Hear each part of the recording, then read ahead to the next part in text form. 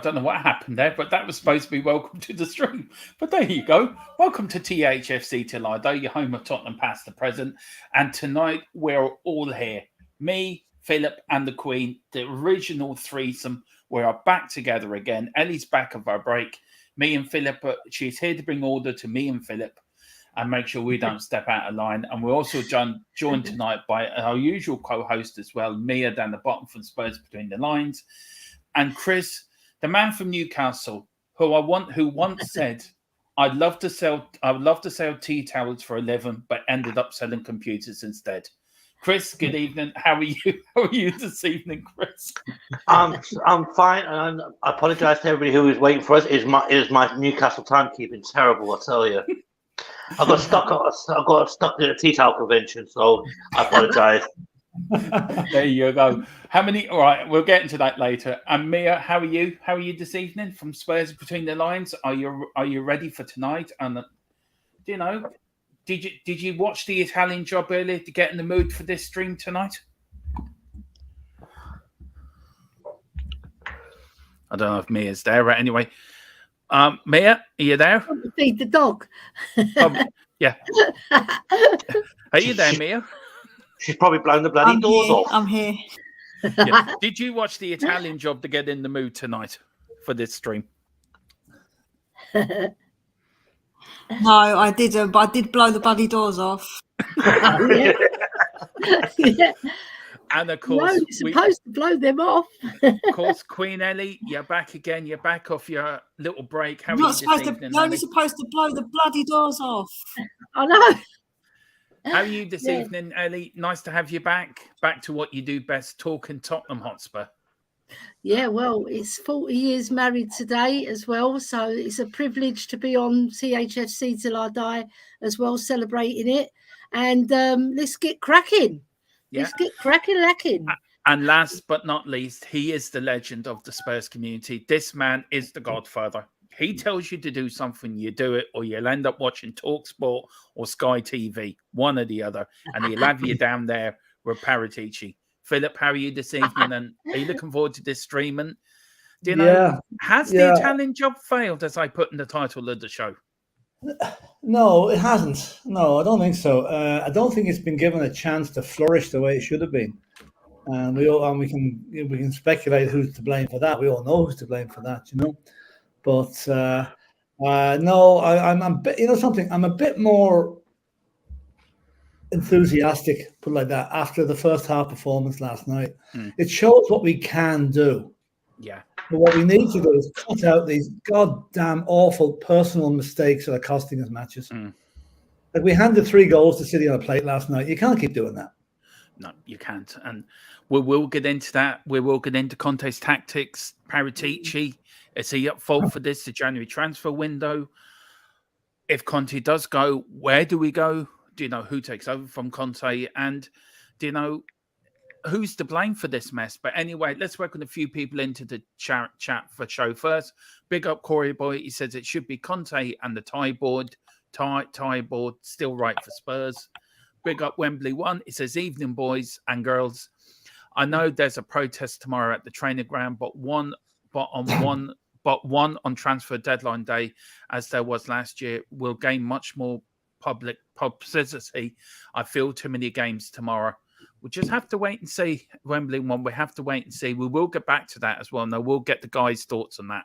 David Clark from Leicester. Big up, David. My nemesis always comes in with a good chat here and there. He's laughing. He says, hello from Leicester. There's just an empty space in my head where a brain used to be. I suffer with that problem every day. Good evening, Carl Simpson. Evening, Carl. How are you? The man that brings joy to our hearts when he's on here. Big up, Steve D. Big up, man. Big up, Parker Wallace from My Hotspur. Big up, says Conte has to go. Steve D. Hi, Dermot, Ellie, and the Godfather. Carl Simpson, good evening. All Hotspur, big up and Levy out. Elias is in, good evening. Adrian Soccer's in, good evening all. Simon Cohen, evening all. Evening, Simon. We've got Steve D. Sorry, Mia, missed you out. Mia was what do you? Yeah, we've got Carl Simpson, Pedro Paro. It's okay. I'm not that offended. It's fine. I am. You missed me out. You know what I mean, Chris? Come on. I know. Spurs official, personal terms never been an issue. Fee has now been agreed with Spurs side and the separate urgency to find a deal.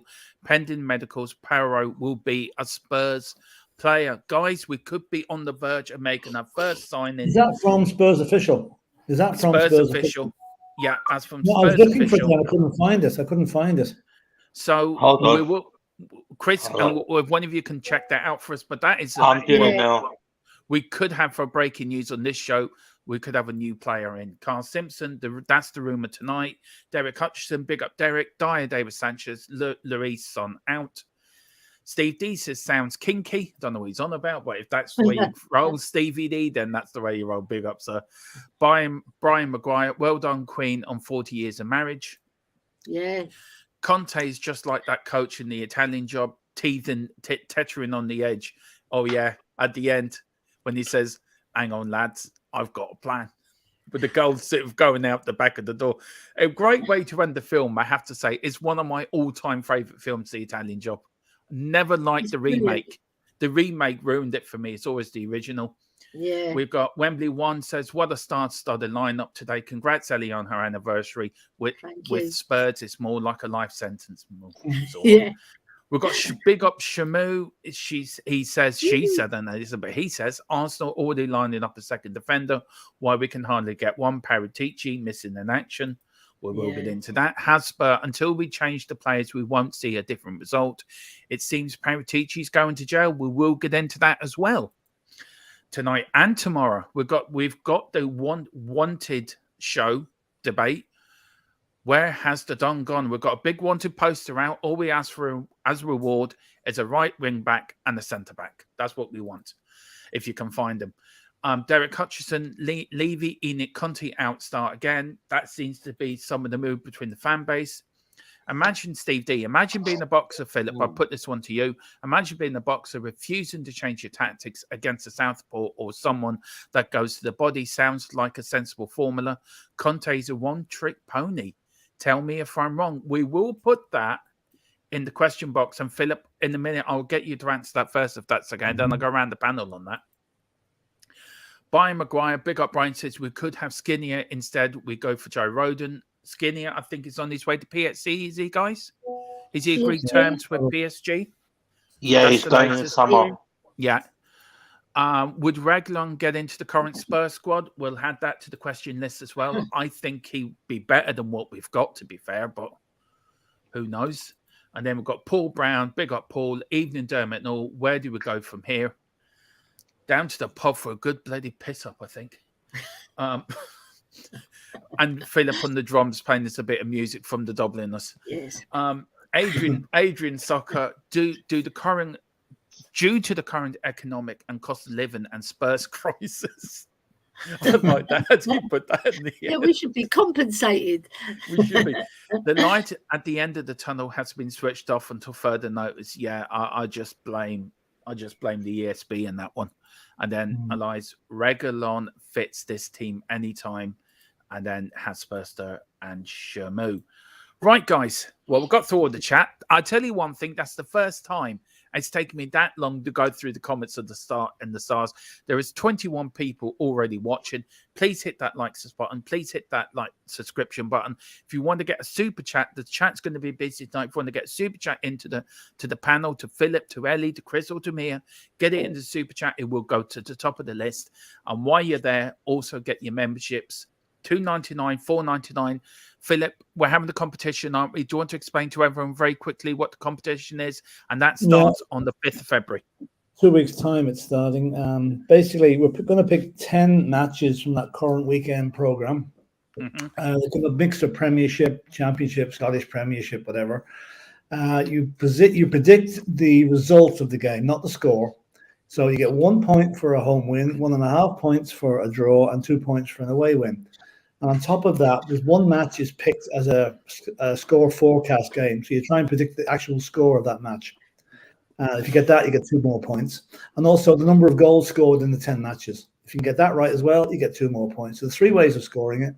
There'll be a league table kept every week, with the winner announced after the last league game of the season, and the prize winner gets a Spurs shirt of their choice. Second prize is a Spurs ball, and a third prize is yet to be announced, but we'll make it something funny and to do with Arsenal.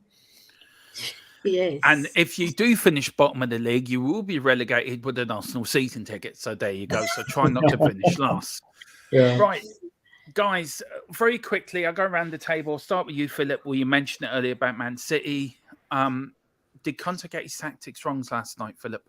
Well, he got it spot on in the first half. For a change, we turned up in the first half. We were very good. We restricted City to one shot, which Lloris did very well to save, and one chance for Haaland that Lloris put him off by running out at him, and he headed over the bar. So I think at half time, I think most Spurs expected a reaction in the second half from City, and by Jesus did we get it. I think what should have been done, Son was completely anonymous and again in the first half, and should have been taken off with an extra midfielder brought on to shore up the defence. So he didn't do that. He kept exactly the same tactics. And the post there was, is he a one-trick pony? He's not, but he's choosing to be one at the moment for whatever reason. And that's what's worrying. Is he trying to tell Levy something? I'm going to keep playing the team like this until you back me. It's very worrying because all it would have taken, was to tweak the formation at the start of the second half yesterday. And we would have frustrated City. They wouldn't have got those 2 goals. Well, it's unlikely they would have got. We would have an extra man in defence. And we probably could have kept them out. Although you can never legislate for another mistake from Lloris. But no, he should have changed it and didn't. By the time he brought on the subs again, it was too late. We were behind and never going to pick it up again. So, yeah, Ellie, 3 wins. 3 wins. That I think I've got a stat here for you, and I would love your thought on it. It was on Twitter today, and I saw it. We've had 3 wins out of our last 10 games. Them wins were against Bournemouth, Leeds, and Crystal Palace. We have lost to Manchester United, Newcastle, Liverpool, Aston Villa, Arsenal, and Man City, and 1 draw, which was, of course, Brentford. Yeah, not really great record for running for a Champions League place, isn't it? 3 wins out of the last 10 games. No, surely we've hit a sticky patch, haven't we? And we've not been playing well either. Like if you go down crashing to a loss, you want to go down fighting, but we're going down with a whimper. And also we're not playing with any continuity. There's no real passing intensity. We can get at teams occasionally, but we die out. It's like we haven't got the fitness. I don't know what's going wrong because under Jose, we were a little bit unfit as well, and it's continued. It's only under Poch that we were super fit and we were pressing for a lot of the game. Now we press for half a game, not even half a game, half of a game, and then we run out of steam. And we're doing like Chris said, we're one half Hotspur. Sorry to steal that one, Chris, but I thought that was brilliant. It's true. Yeah. It's like we don't want to play 2 halves of football. And also in the half that we do play well, it's not like we're dominating it. You know what I mean? They're not like playing out of this world. So that's why these results are coming like they are. Because we're not dominating the play, we're not dominating anything really. And our defence is dire. Eric Dyer. Eric Dyer. I mean, Chris, last night we saw it again, mix us up in the back 4, Luis making mistakes. Can Conte change that? Should Conte take responsibility for not dropping these players? Yeah, you should really. But if he drops them, who you got in the replacement? You got Forster and then Davinson Sanchez. Do you know what I mean? Like, not great backups really. But I'm reading something now, which is interesting. Well, I don't know if it's true or not. Apparently, Antonio has demanded an emergency meeting with Levy and Paratici today. And apparently, it was reported that he was screaming at both Levy and Paratici to get the players that he wanted and offload those he doesn't. No, that's according to the Premier side. That's incorrect because Paratici is in Italy at the moment. And it was something you said, wasn't it, Philip, before? Who said something along that? We talked about it in the back room, didn't we? That's actually, it's just somebody making up stories because Paratici in Italy. Probably doesn't want to be in Italy because it's to do with this investigation into his time. Yeah, they're looking at a 10-month prison sentence. That's what they're saying here as well. It could be a 10-month prison stretch for something that he done at Juventus. Yeah. And Mia, look, there could be a 20-month suspension for Paratici if he gets found guilty by an Italian prosecutor. Do you think if Paratici goes, Conte might follow him?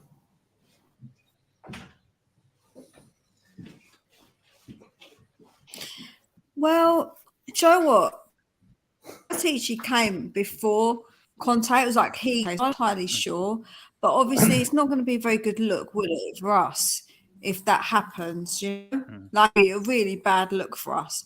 So can we really keep him if that happens? I would say we can't really. Can we? Like, what's he going to do? Start making calls from jail to get us players? You never know. Could be part of the mafia. He'll be like that Dynamo Zagreb manager. Yeah, but guys, look. Honestly, yeah. It's so. Yeah, go on, Mia. Sorry. No, go on. Yeah, just wouldn't be a very good look on the club, would it? Or like if he went down, it's going to be a little bit of a bad look for Spurs. I can't see Levy being happy with that. No. I'll start with you in this, Philip. Conte's press conference last night. Now, Antonio Conte on his own transfer future and amidst frustrations with the club. And I really what he said last night.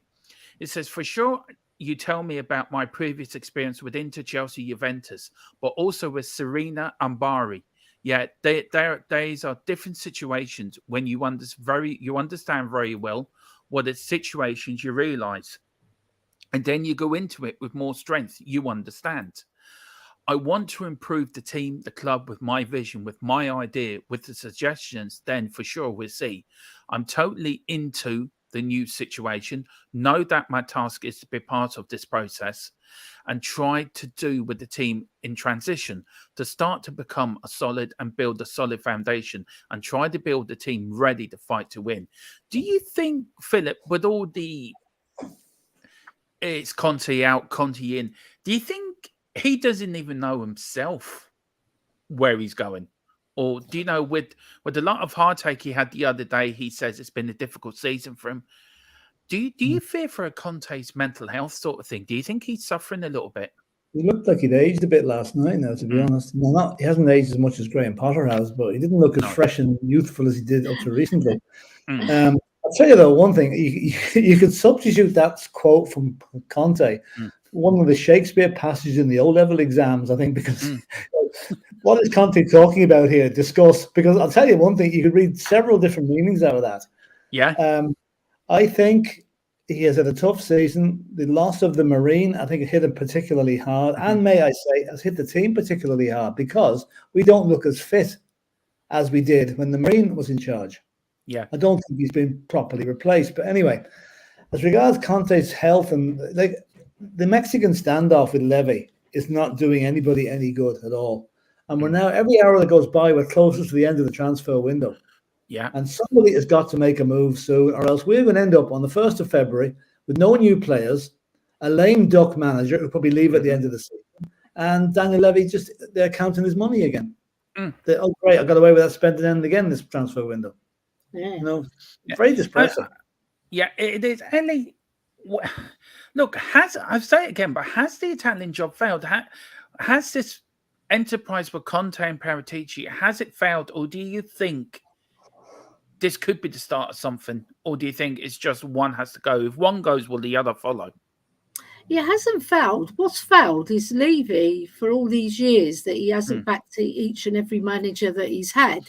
What's the point of bringing in a born winner and then not backing him properly, properly with the players that he wants, you know, and get him the players in the positions that he wants? That was the most important. We left ourselves open to criticism and becoming a joke because this defence is a joke.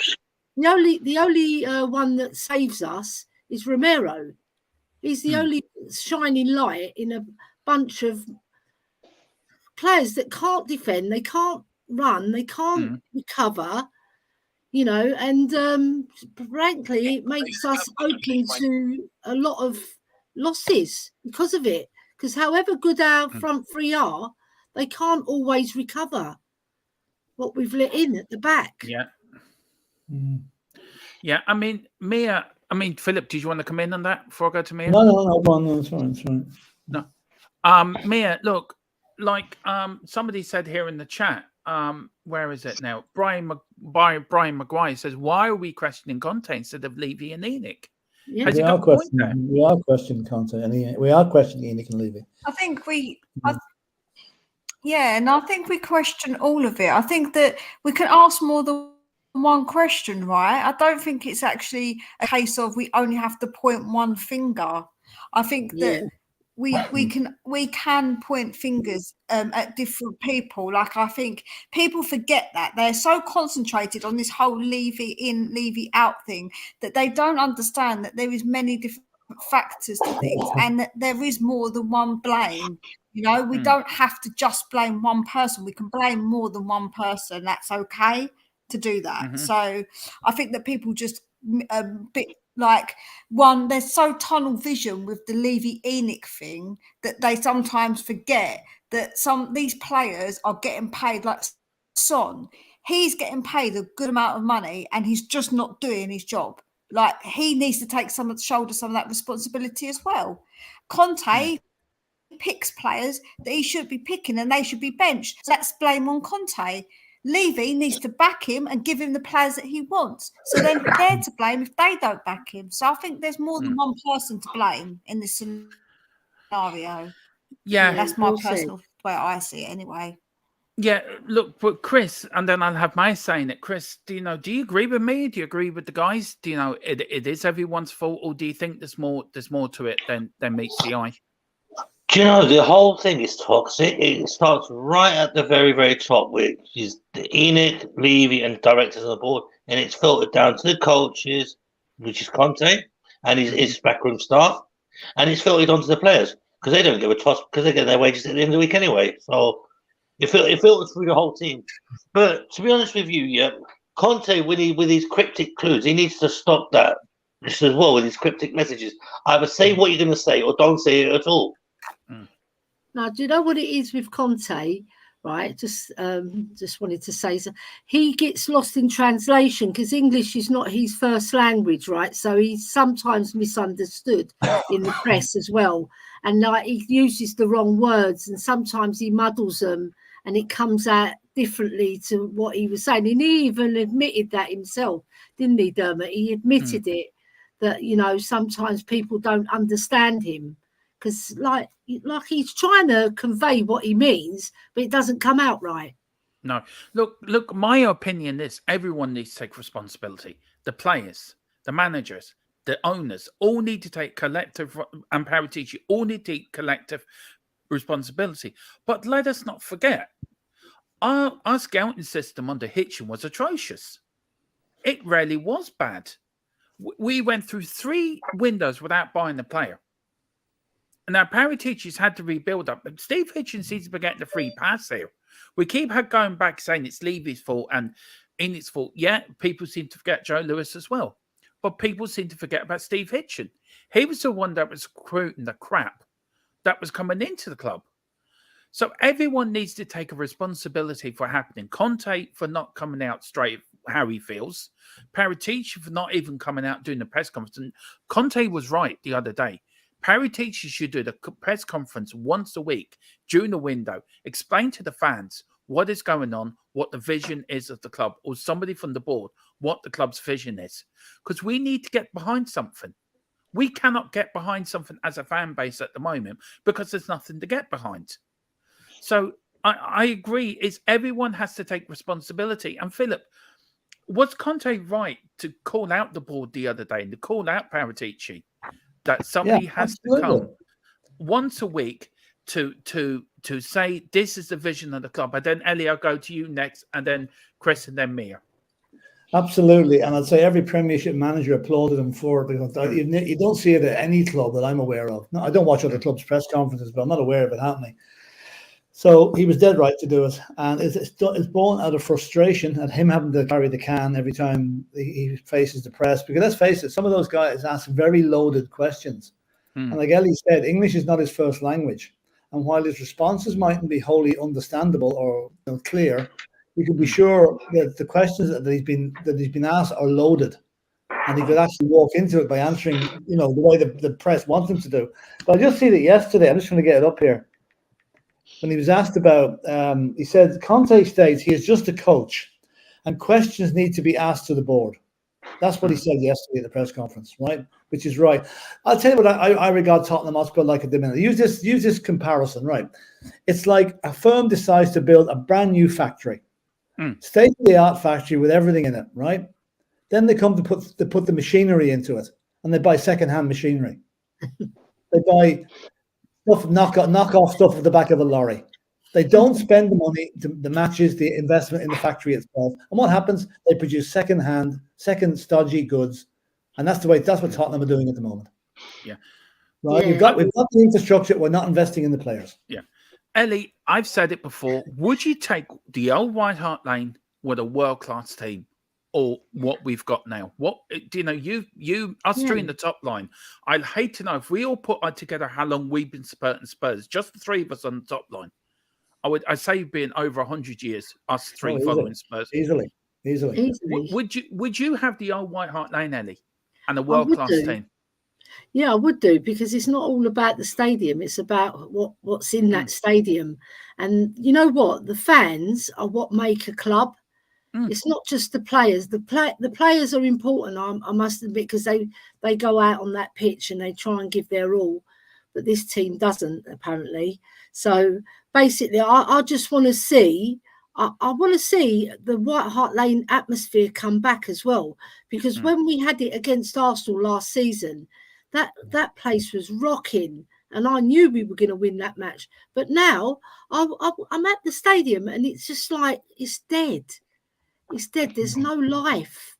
It's like they don't even sing Antonio's name anymore, right? And he's gone quiet as well because he doesn't get encouragement. Like everybody needs encouragement now and then. Even a player like Eric Dyer, he needs encouragement. But the fans where I stand, right? They really do criticise players a lot, and they do hear it. So I want to see some continuity from the fans as well. Really get behind our team, because that does help.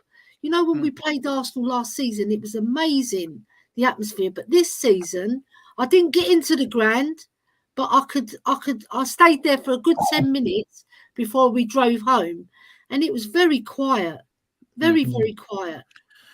I mean, sorry, Ellie. Yeah, sorry, Ellie. I didn't mean to cut over you. I do apologise. No problem. Sorry, I apologise. Chris, I mean, look, before we get into the questions, which Ellie did for me, thankfully, and Philip also does, both of them do great questions for these shows when we come up. So the pair of them, I'm extremely grateful and appreciative of the hard work they put behind with me. But Chris, look, would you take old White Hart Lane and a world-class team, or would you take the new stadium and an okay team? I know which you're going to ask, but I have to balance out the question. Do you know what? I miss the old White Hart Lane. The old White Hart Lane, you walked into that stadium, you felt the electricity as soon as you walked through that turnstile. As soon as you walked into the stand, you felt that electricity buzz behind you, and you could feel it the whole way. The new stadium, you walk in there now, you're like, yeah, it's modern, it's great, but it's not Tottenham. No. It's not. It's not home. It doesn't feel like home. Because if that felt like home, you would feel that electricity, that buzz, that vibe. Do you know when you get that vibe and you feel like, yes, this is where I want to be? At the new stadium now, it's like, oh, we're watching this drab shite again. Here we go. Mia, has Tottenham lost its soul in this new stadium? Do you know what? It's really difficult because I've got to obviously go to the old White Hart Lane like a fair few times, and I haven't actually been to the new stadium that much. I've only been a few times so far, and I like the old school. I do like them. I think it's love. Like there's that atmosphere. You're closer to the pitch. It's just that I don't know. I can't explain, but I just really do like it. However, what I will say is what I always say: if we didn't do that and we didn't keep up with everyone else in the Prem with our stadium, we'd all be complaining, saying we want a better stadium. This club's got a better stadium. This club's got a better stadium. So don't forget that, because I do think that's something people really don't think about, because if we didn't keep up with them, we'd all be saying we've been left behind. We're not getting a big enough stadium. We're not getting a big stadium. And I don't think that's true. If you stand in the South Stand when it's like a game, I don't know, like I've been there a few times and stood in the South Stand, and it's actually, I think the atmosphere is really good. It's just because the way the players are playing on that pitch that makes us feel a certain kind of way. But we can also be the 12th man. Like Ellie said, we can get behind the players instead of making noises at them. We can try and cheer them more to encourage them, because you wouldn't do that at a normal job. You wouldn't stick behind someone and boo them if they're not doing it correctly, or tut at them and go at them all the time, would you? So why do it on the football pitch? I think that we've got to understand that what we feel goes onto the pitch. Look, for me, you look at Liverpool, they haven't built a massive stadium, been successful. Man United are still at Old Trafford. Old Trafford's fallen round its heroes, round their knees, and they've been very successful. But you know how much But Man United hold how many thousands of people? That's their old stadium, but they can hold a lot of people. Exactly. So that's the same at Liverpool holds a lot of people. Our stadium was tiny in comparison. Yeah, but if you have a decent team, you don't have to have a big stadium to be successful. You could still be successful at White Hart Lane. If we had won the league when we were playing Leicester, in the year we chased Leicester, we would have been successful. We got to a Champions League final at the old White Hart Lane. You don't have to have a big spanking stadium to be successful, and that's the point. I'd rather have the old White Hart Lane and a world-class team. I just miss. Yeah, go on, Philip. Get in there. I'm taking an example last night. Like at the minute, you've got to say the Spurs fan base is toxic at the moment, really, because of things that are going on, right? But if you look at last night's performance by the Manchester City fans, it was like a library. They booed their own team off at half time. And look at this way: a team has won how many league titles in the last few years? They booed them off the pitch because they were losing a match, and they were as quiet as mouse as the rest of the game. At least Tottenham Stadium has a bit of atmosphere. It mightn't be great at the minute, but I'll tell you one thing, I would take Tottenham any time of the week rather than that Manchester City crowd, because they are the most plastic fans that there are.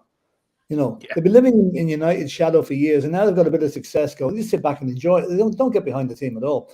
But anyway, to go to the point, we had to move with the times with the stadium.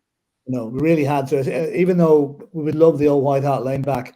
But I think what we were hoping, we left White Hart Lane in 2017, undefeated at home, 17 wins and 2 draws.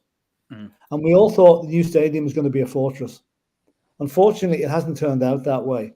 And it hasn't turned out that way because the players that the club have brought in have not matched the surroundings they're playing in. And they're not up to the task, most of them. So, and the thing that worries me most is part of the lack of atmosphere at the Spurs games at the minute, I think, is down to soccer tourists. I don't know where they're getting the tickets from, because I saw the breakdown of the ticket allocation there last night, and there's over 40,000 season ticket holders. But there seems to be an inordinate amount of people coming up for the day just to see Heung-min Son play, wave the Korean flag or whatever. But they're not supporting. They don't make any noise, and they're draining the atmosphere. Now I know. We all like to get and see matches, and it's a big thing to get to see a Premiership game. But is it Spurs fans are selling the tickets on the black market or a higher price to these people, because they're not getting it by any normal means? No. That's true. That makes a point. Ellie, do you want to add to anything to that? Yeah, I was just going to say, we've built a Rolls-Royce stadium and we filled it with the Dingles from Emmerdale. I was more thinking of Del Boy and Rodney and Uncle Albert, but know what I Well, mean? boys, director of Right, football. I agree with Philip. We've got to move with the times, right? So we've got to build a stadium, but the stadium has to pay for the team. But at the moment, we're not seeing the money that's being generated is not really getting invested in the team as much as it should have. It's up to a point to get us to that top four, because that's what Levy wants. He wants us to get top four. He's not really concerned about taking us to the next level and winning us a cup. You know, I know we haven't got a divine right to win a cup, but at least we can compete with it with a decent team, a side that we can feel proud of, that goes on that pitch, and we can say, yes, we've got a real good chance. But who can put their hand on their heart and say we're going to win a trophy? Yeah. I can't. That's true. Can I But you know just something? say, I'll just finish off my point, and I'll Yeah. keep quiet for a minute. I'm just looking at it here. You know, say the 60,000 people at a game, right? Yeah. Now, you've seen how busy the club shop is, how busy the bars are, and all that Mhm. stuff. All it would take, if every person in that ground spent 30 quid, and I'm sure people spend an awful lot more than that, given the price of the drink and that and the merchandise, that's nearly 2 million a match extra revenue that we're bringing in. Multiply that by 19 home games, that's 40 million quid in ancillary revenue, on top of the gate receipts, on top of everything. So the money is there, but why isn't it being used? Yeah. Yeah. That's so true. I want to thank Steve D for becoming a Patreon member of THFC Till I Die. Yes, Thank well you done, so much, Steve. Thank you so Thank much. you It very really much. means a lot. And if you want to be the likes of, we've got to welcome a few more people in for good in. Sorry. That's my phone doing what it wants to do. We've got Rob Belcher in. Big up Rob. He says the most Hey, passionate panel we have. Big up, guys and girls. Thank you, Rob. That means a lot to us. It really does. Even get a Big kiss. up, Rob. Even get a kiss. Look at Yeah. that. Even the Queen's Because giving he's a kiss out. lovely. He's always sending me lovely messages. He's a lovely Why don't you man. be like Wayne Bonner and get that badge beside your name? Our beloved Tottenham is no longer a football club. I said this earlier in Dave's. There used to be a football club over there. Our board owners hinder our progress. They're killing us simply for money and profit. Be like Wayne. We're starting a member show. We're only 5 away from getting our member show up and running. So get their memberships. That really does help the channel. And thank you, Steve D. And also be like Steve D as well. Get a Patreon member. Steve, you're the first one onto the fan show as a Patreon member. We'll get you on one of these debate shows as well. So if you get a Patreon member, you can be like Chris and Mitt. Chris, get on these debate shows with us. David Clark says 16 out of our squad of 25 are not good enough, not just for Spurs, but they played this level. Yeah. Adrian Suka says the club take more than 1 million a game on food and drink. I know. Yeah, at least. And we contemplate. James Wild is that, guys? Have I pronounced his surname right? Yeah. Wild, James Wild. Big up. It says we competed with Poch. I think that is what's so hard now. ENIC need to be clear of their direction. To be honest, we will get into that as well. And Steve D, do I get a badge? Well, if you go to the members on the YouTube channel and put $2.99 one, Steve, you do get a badge. But you're still coming on. You get on for being a patron. You get onto a debate show anyway. So thank you so much. It really means a lot between myself, Philip, and Ellie and Mia, and the gang here. Right, guys. I'll start with Ellie first. Then I go to you, Philip, and then Mia, and then you, Chris, and then I'll have my quick say first, Ellie, and then you. Do you feel Conte? Before we get that, we've got a super chat. Big up Wayne Bonner for the 2-year super chat. Thank you. He did one earlier today as well. Yeah. He says, come on, everyone. Membership is money well spent. Oh, thank you so much, Wayne. It means a lot to us. True. Thank you. You're a top man. And Wayne, when we start the members fan show, hopefully you need to come on and have your say, because we will be doing them. It'll be me and Ellie one week, and then Philip and me the next week, and then Philip and Ellie the week after. We're going to exchange the owners for that. But big up Wayne Bonner. Really do appreciate it for the super chat. Do you feel Conte has let go of any power he had over Levy? I don't think he had any power to begin with. It's like hang on, Ellie. It's like Luke Skywalker going to Obi-Wan Kenobi going to fight Darth Vader, right? He just, he's going to win Obi-Wan because he's got the power of the voice. He disappears and he's in Darth Vader's head all the time. Levy's a bit like Darth Vader. Tries to take Obi-Wan to the dark side. It won't never happen. But I don't think Conte had any power to begin with myself. I think he was brought in to appease the fans after the Nuno debacle. And for me, it's not working. It's not working. And it's showing it's not working. The players are not playing for Conte. That second half collapse last night was proof that the players ain't playing for Conte anymore. They're letting him down, and the man looks broken. We've broken a world-class manager. Ellie, do you feel Conte has let go of any power he had over Levy, if he had any power to start with? I'm sort of in agreement with you, Dermot, because Levy is, I described him like a poisonous spider who weaves his web, right? And whoever gets caught in his web gets like a fly gets eaten. And he takes over all the power. He, like when he negotiated Jed Spence, he went up and negotiated with Ken Wright, with Richarlison. He's always got his finger in the pie. He doesn't want to let go. He's a power whore. You know, he really is. He likes to hoard all the what's the word I'm looking for? All the notoriety in the club. He wants people to follow him rather than the manager, and he wants them to laud him. But nobody's lauding you, Levy. They all despise you. All the fans, most of them, they don't want you there. And the reason why they don't want you there is because of what you do. You don't invest. You just invest enough so that you can make top 4.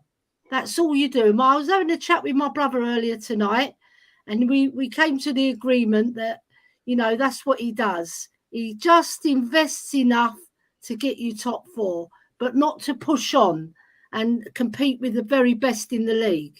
So I don't know. I don't think Conte did have any power. And even if he did, it was all a falsity, you know.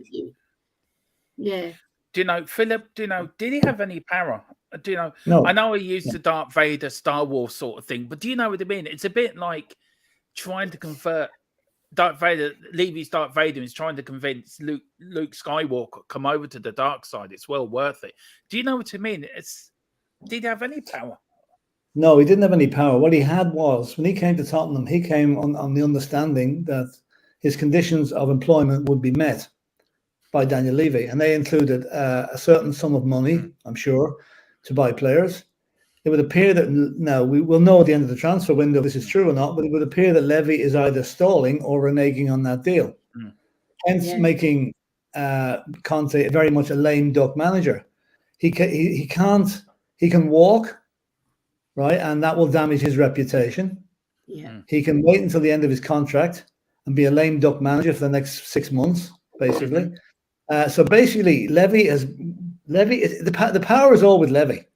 Levy has to decide to back the manager or make himself look an even greater pariah. He's already known as the worst chairman in the Premiership. Every other club manager, every other club knows that. And every other club, one of the reasons we don't get players in easily, every other club hates dealing with him. He'd drive you to drink the way he goes on. Trying to scrimping and saving, to save $1 million here and $1 million there. When other clubs just go out and spend it. And this is the problem. And I can see Conte, I'll go back to the old Mexican standoff again. Somebody has to blink first and blink soon. Because if we go on another 10, 12 days into the transfer window, the window shuts at 11 o'clock on Tuesday night, the first of, was it Monday night or Tuesday night, whatever it is anyway. Monday night, I think. Monday night, that's it. No, we don't get any players. That is it. That is it. And I think whatever unrest there is at the moment is only going to be a drop in the ocean compared to what's going to hit Spurs fans on the 1st of February if we don't get players in and we know that Conte's committed himself to the club or what, or whatever. Yeah. We're 12 days ahead. We're 12 days away from a tsunami. Yeah. Mia, look, what's your thought in it? Look, is Levy holding all the aces here with Conte?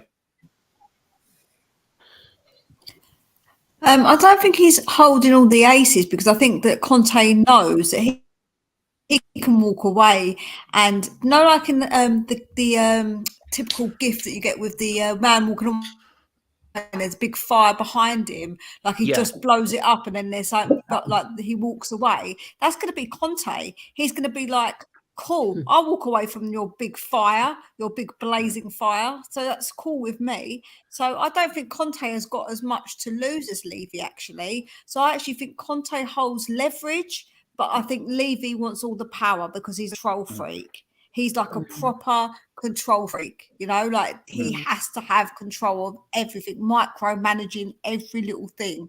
So I think that's where the problem is. But I think that Conte has some sort of leverage, because I do think he doesn't care. He's walked away before and he's like, I've walked away before, I can do it again. So I think that's where the problem lies, because Levy don't want to give up that power and that control. And Conte's like, well, cool, man, that's cool with me. Laters. Yep. You know, so true, Mia. One of the big JC Brazen Bull. I love that name. I've seen some good names on YouTube, but that's in my top three. Brazen Bull. That really is in my top three. Behind what was one for anyway? It's in my top three. Great name. I don't think I've seen you before. So Brazen Bull. He was a new member on the Irish Hospital. Yeah. Well, big up Brazen Bull. He says, evening, ladies and gents. Welcome to THE. Let me get my teeth in. THFC till I die. And I hope you enjoyed the show.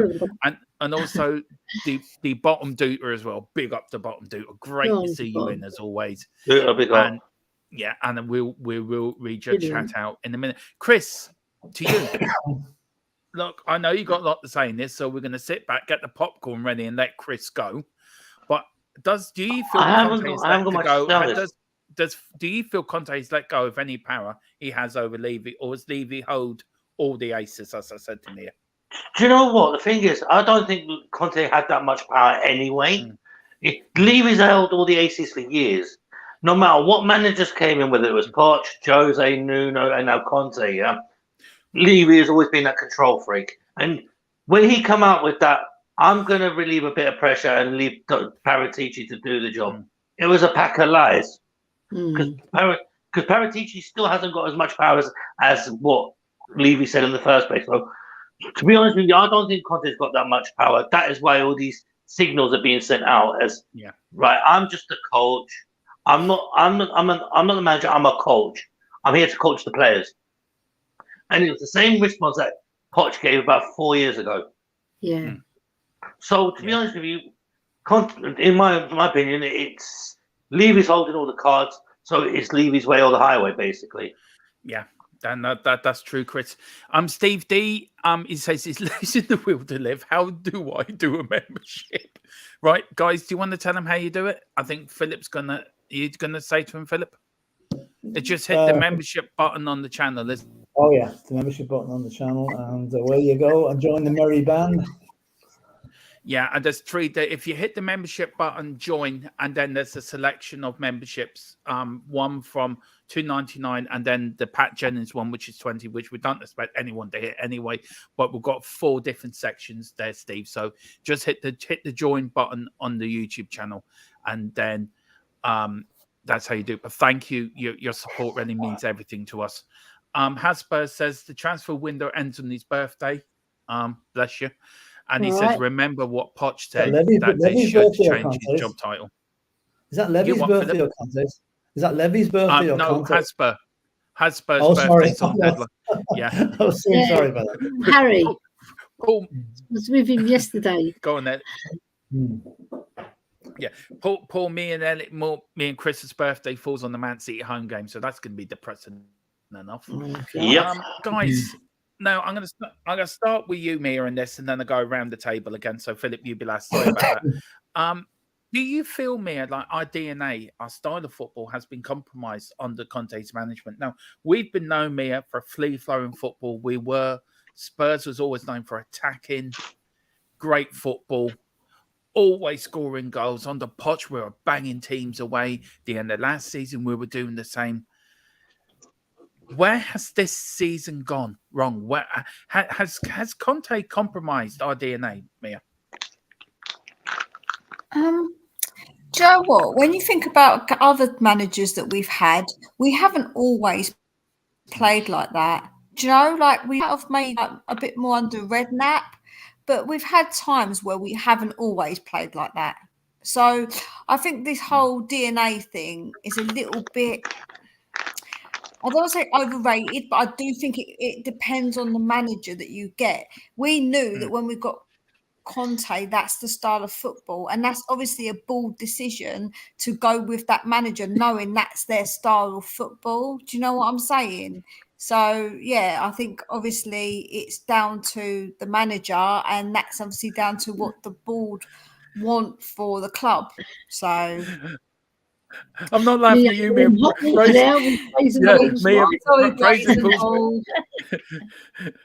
He says, my missus isn't happy. She thought I was talking to another woman or Mia was talking.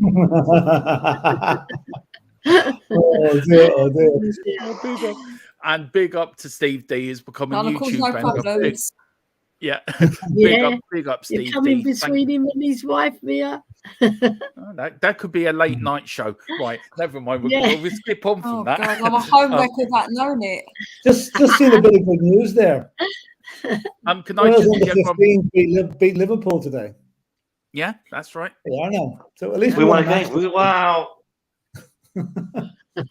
Yeah, I just want to welcome Steve D. He's becoming a YouTube member. Big up, Steve. Thank you so much. It means a lot to us to become a member. Big up.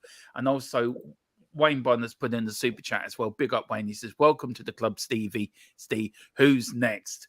I think Wayne Bonner's like our chief cheerleader in the chat. People are getting to membership. Big up, Wayne. Keep it going, sir. But big up, Wayne, and big up, Steve D. Welcome to the family and welcome to the club. Look, Chris, Mia made some excellent points. We had that free flow in football on the pitch. We had it under the great Bill Nick, as Philip can remember. We all can remember the great Keith Birkinshaw, the great Jimmy Greaves, players Tony Galvin in the 80s running down that wing. We had Ginola in the 90s, Les Ferdinand Bag, Teddy Sheringham, Darren Anderton. Has he compromised in all that history of what we're known for? To play in an Italian way, hang on, Chris, to play an Italian way where it doesn't suit us. See, you could say DNA is subjective because we've always had different. Every manager's got a different way of having their pseudo way of playing football. Poch utilised what he had, and he knew he had attacking players, and he knew how to utilise them. Now, we haven't got those sort of players anymore to do so. Well, we have, but they're not up to the job because they're part of the problem. So it's subjective, isn't it? Yeah, it is. Yeah. Ellie, come on. I'm going up to the two Spurs legends of the two royalty of the Spurs community, Ellie and Philip now. Ellie, you and me saw the 80s, didn't we? We remember, and Philip as well, we remember Tony Galvin, Steve Archibald, Crooks. We had Paul Miller, Graham Roberts in there, showing passion. Brilliant. Everything ready for that badge.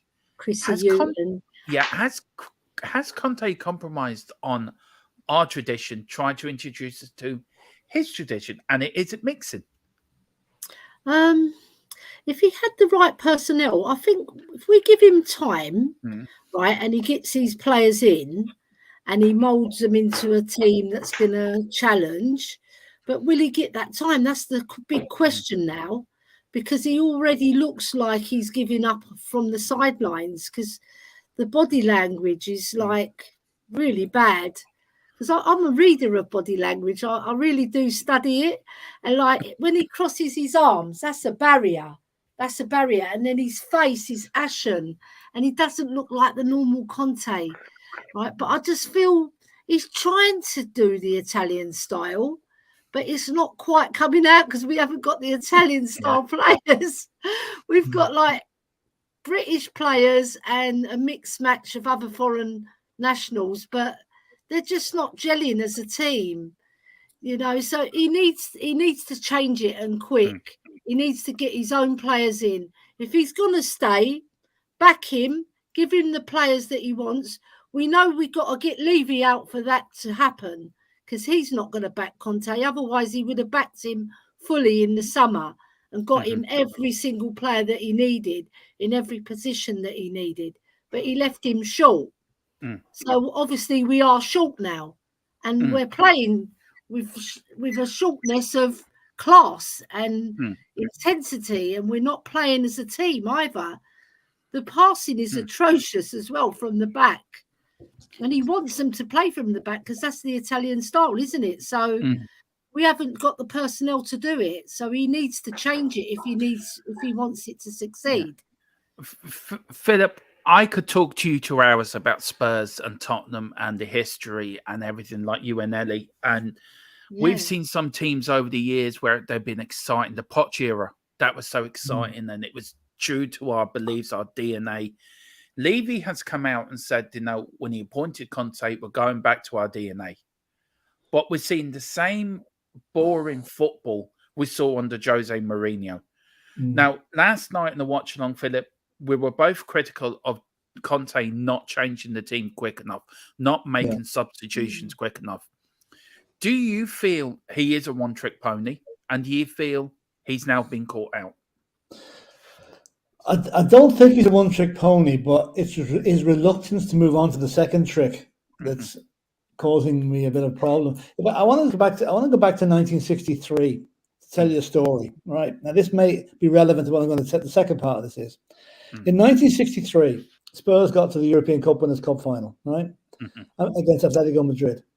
And before the game, Bill Nicholson gave a team talk, and he absolutely painted out Atletico Madrid players to be supermen, the best players he's ever seen. They were this, that, and the other, and he totally deflated the entire team. I thought, Christ, what are we bothering coming here for? We're going to get hammered by this lot.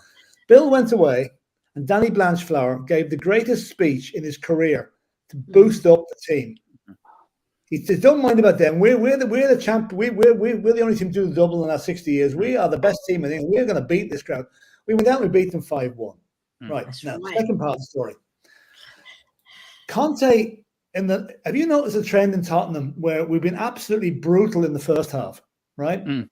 Where I think the team would be given instructions to play the way Conte wants them to play, right?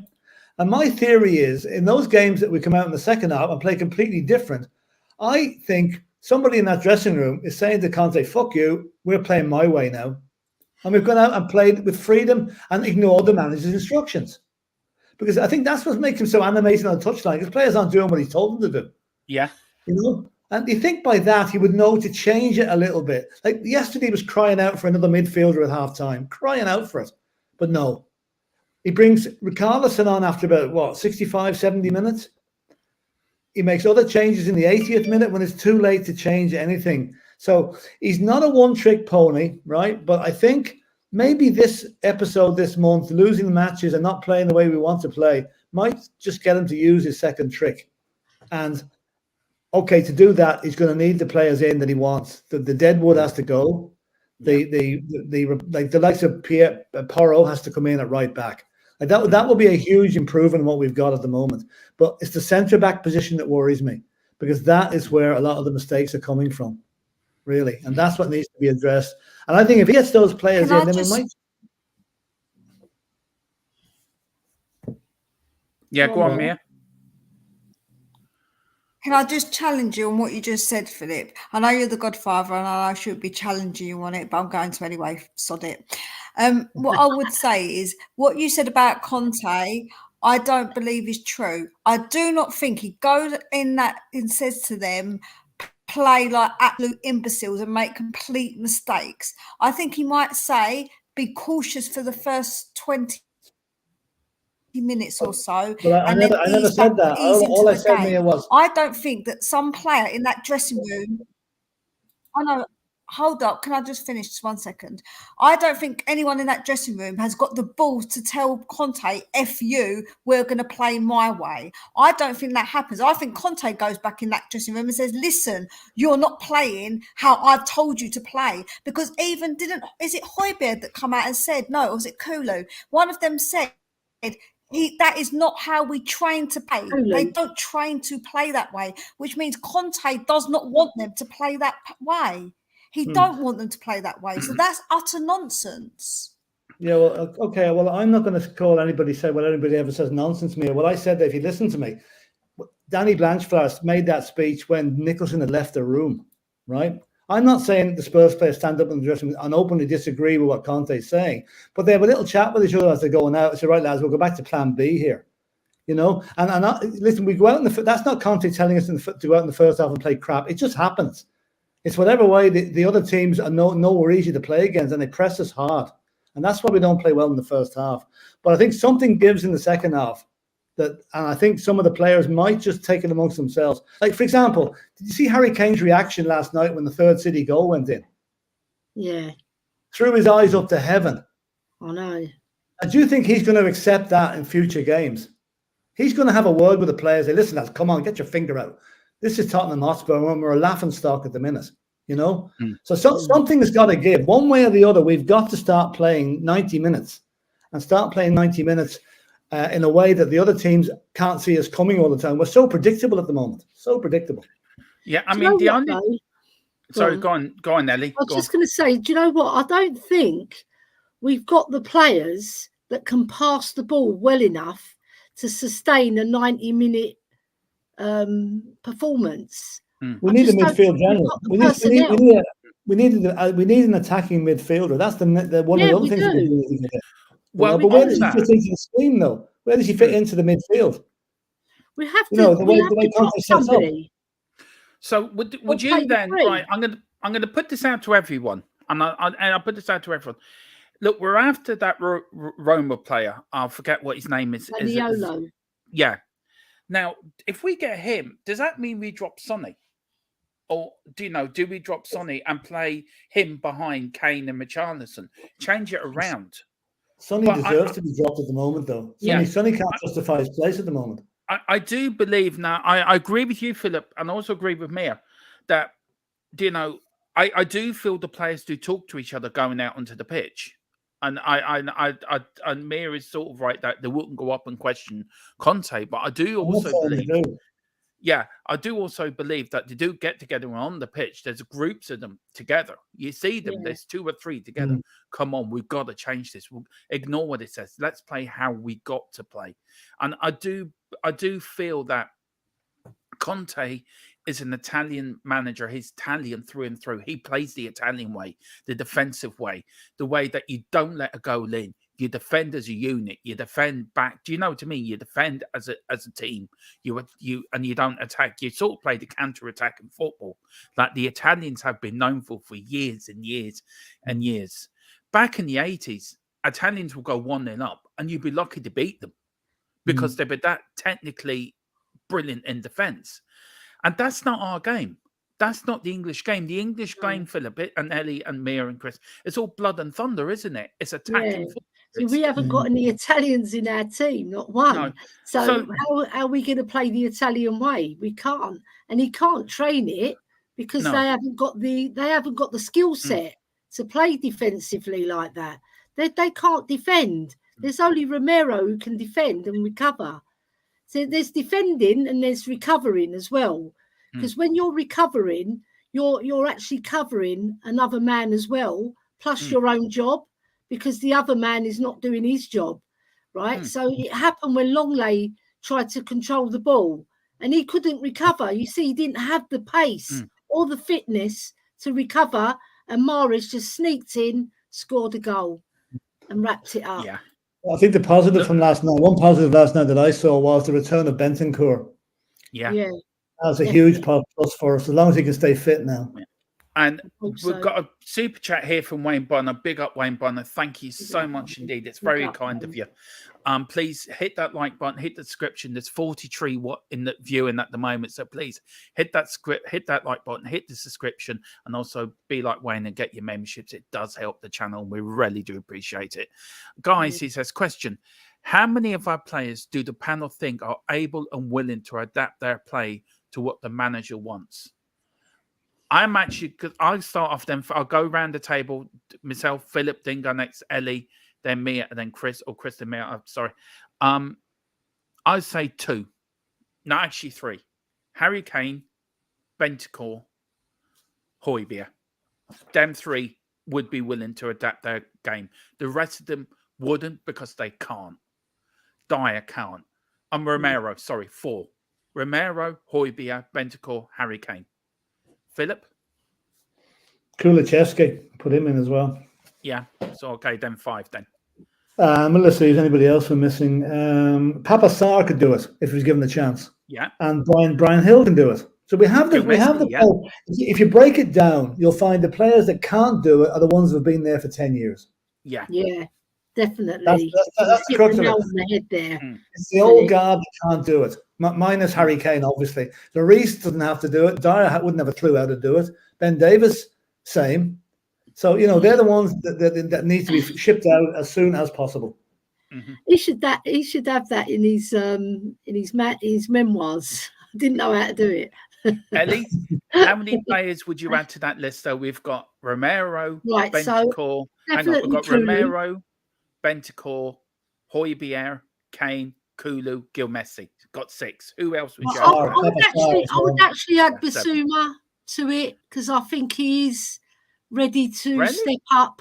Yeah, I think he's come to the crossroads in his Spurs career really, and I saw glimpses of what he did at Brighton, at Man City. I was looking, right, because I thought, right, let's see what he can do. And he was holding the ball very, very well. He didn't lose it once. He nurtured the ball, and I like what I saw in that short cameo because he's not given enough time most of the games. That's the problem. And that's where Conte's got to change as well. But yeah, I would put Bissouma in the mix because he is a nice lad and he takes instructions and he wants to do well. You can see he wants to do well. Yeah. Mia, we've got 7.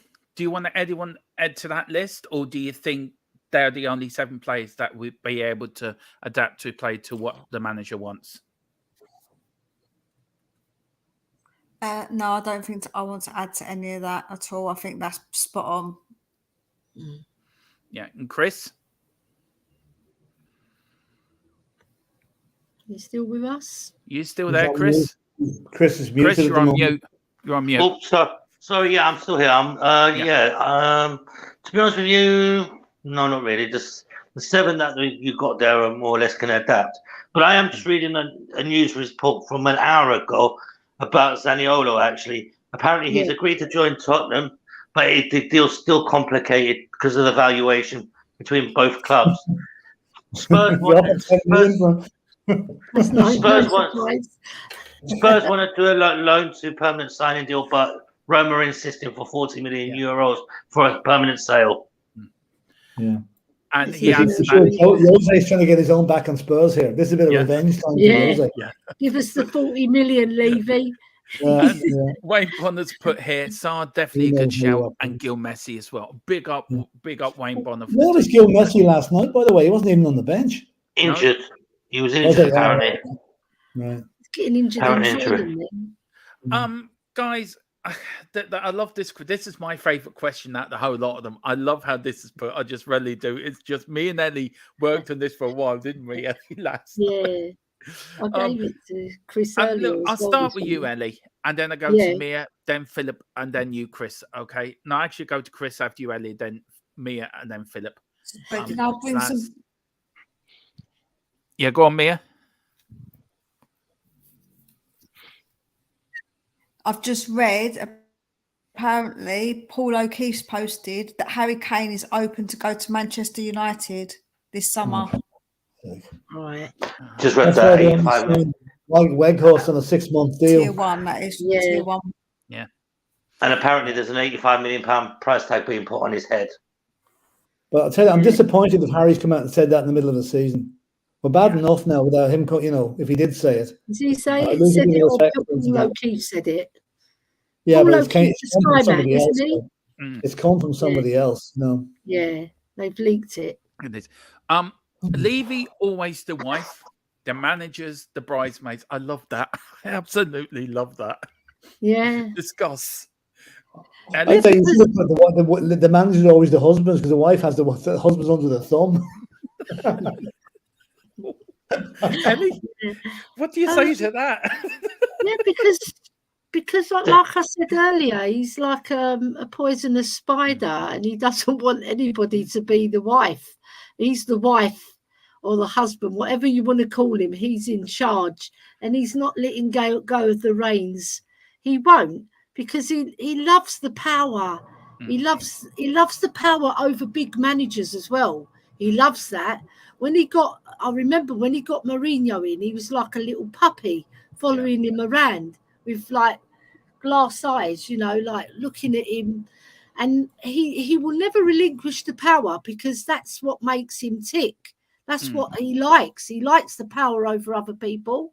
So, yeah, he will always be the wife. He will not let go of that wife's vow and the dress and everything. Go for the whole lot.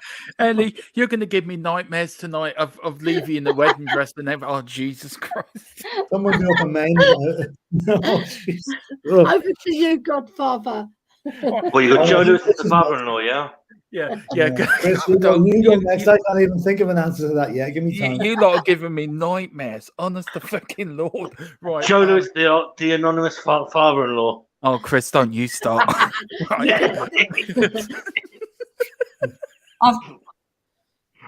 Mia's coming in. Anyway, I've got a worse. Yeah, go on, Mia. I've got a worse image for you, Dermot. I reckon that because at home he doesn't have all the power, so now that's why he does it at work. Because at home he's got one of those little dog leads, and he's got a special suit he has to wear. Oh, Mia. Probably an Arsenal shirt. Oh, do you know what? I need therapy after this show. I really need therapy. Oh dear. One. Do you want to? Am I saying this name correctly? Wayne Kerr. Wayne Kerr. Thank you. Yeah, I don't think it's his real name somehow. It's a joke, isn't it? But Chris has just gone. He's gone to therapy already. Thank you for everything, Dermot. You, Philip, Queen Ellie, and many others are amazing people. Look, we just do this because we love talking Tottenham. We love talking Tottenham, and we do it for you. You're the fans. This is a channel for the fans by fans, and it's like myself. It's like David Harris and Jack Kanicki. We enjoy it because we love talking to you. We love interacting with our subscribers. We love having the fun with you, crack with you. We really do. So look, our pleasure. Guys, do you want to say anything, Philip or Ellie, to one Kerr? Thanks, Wayne, or whatever your real name is. Thanks very much. It does mean a lot when you get comments like that. Yeah, it does.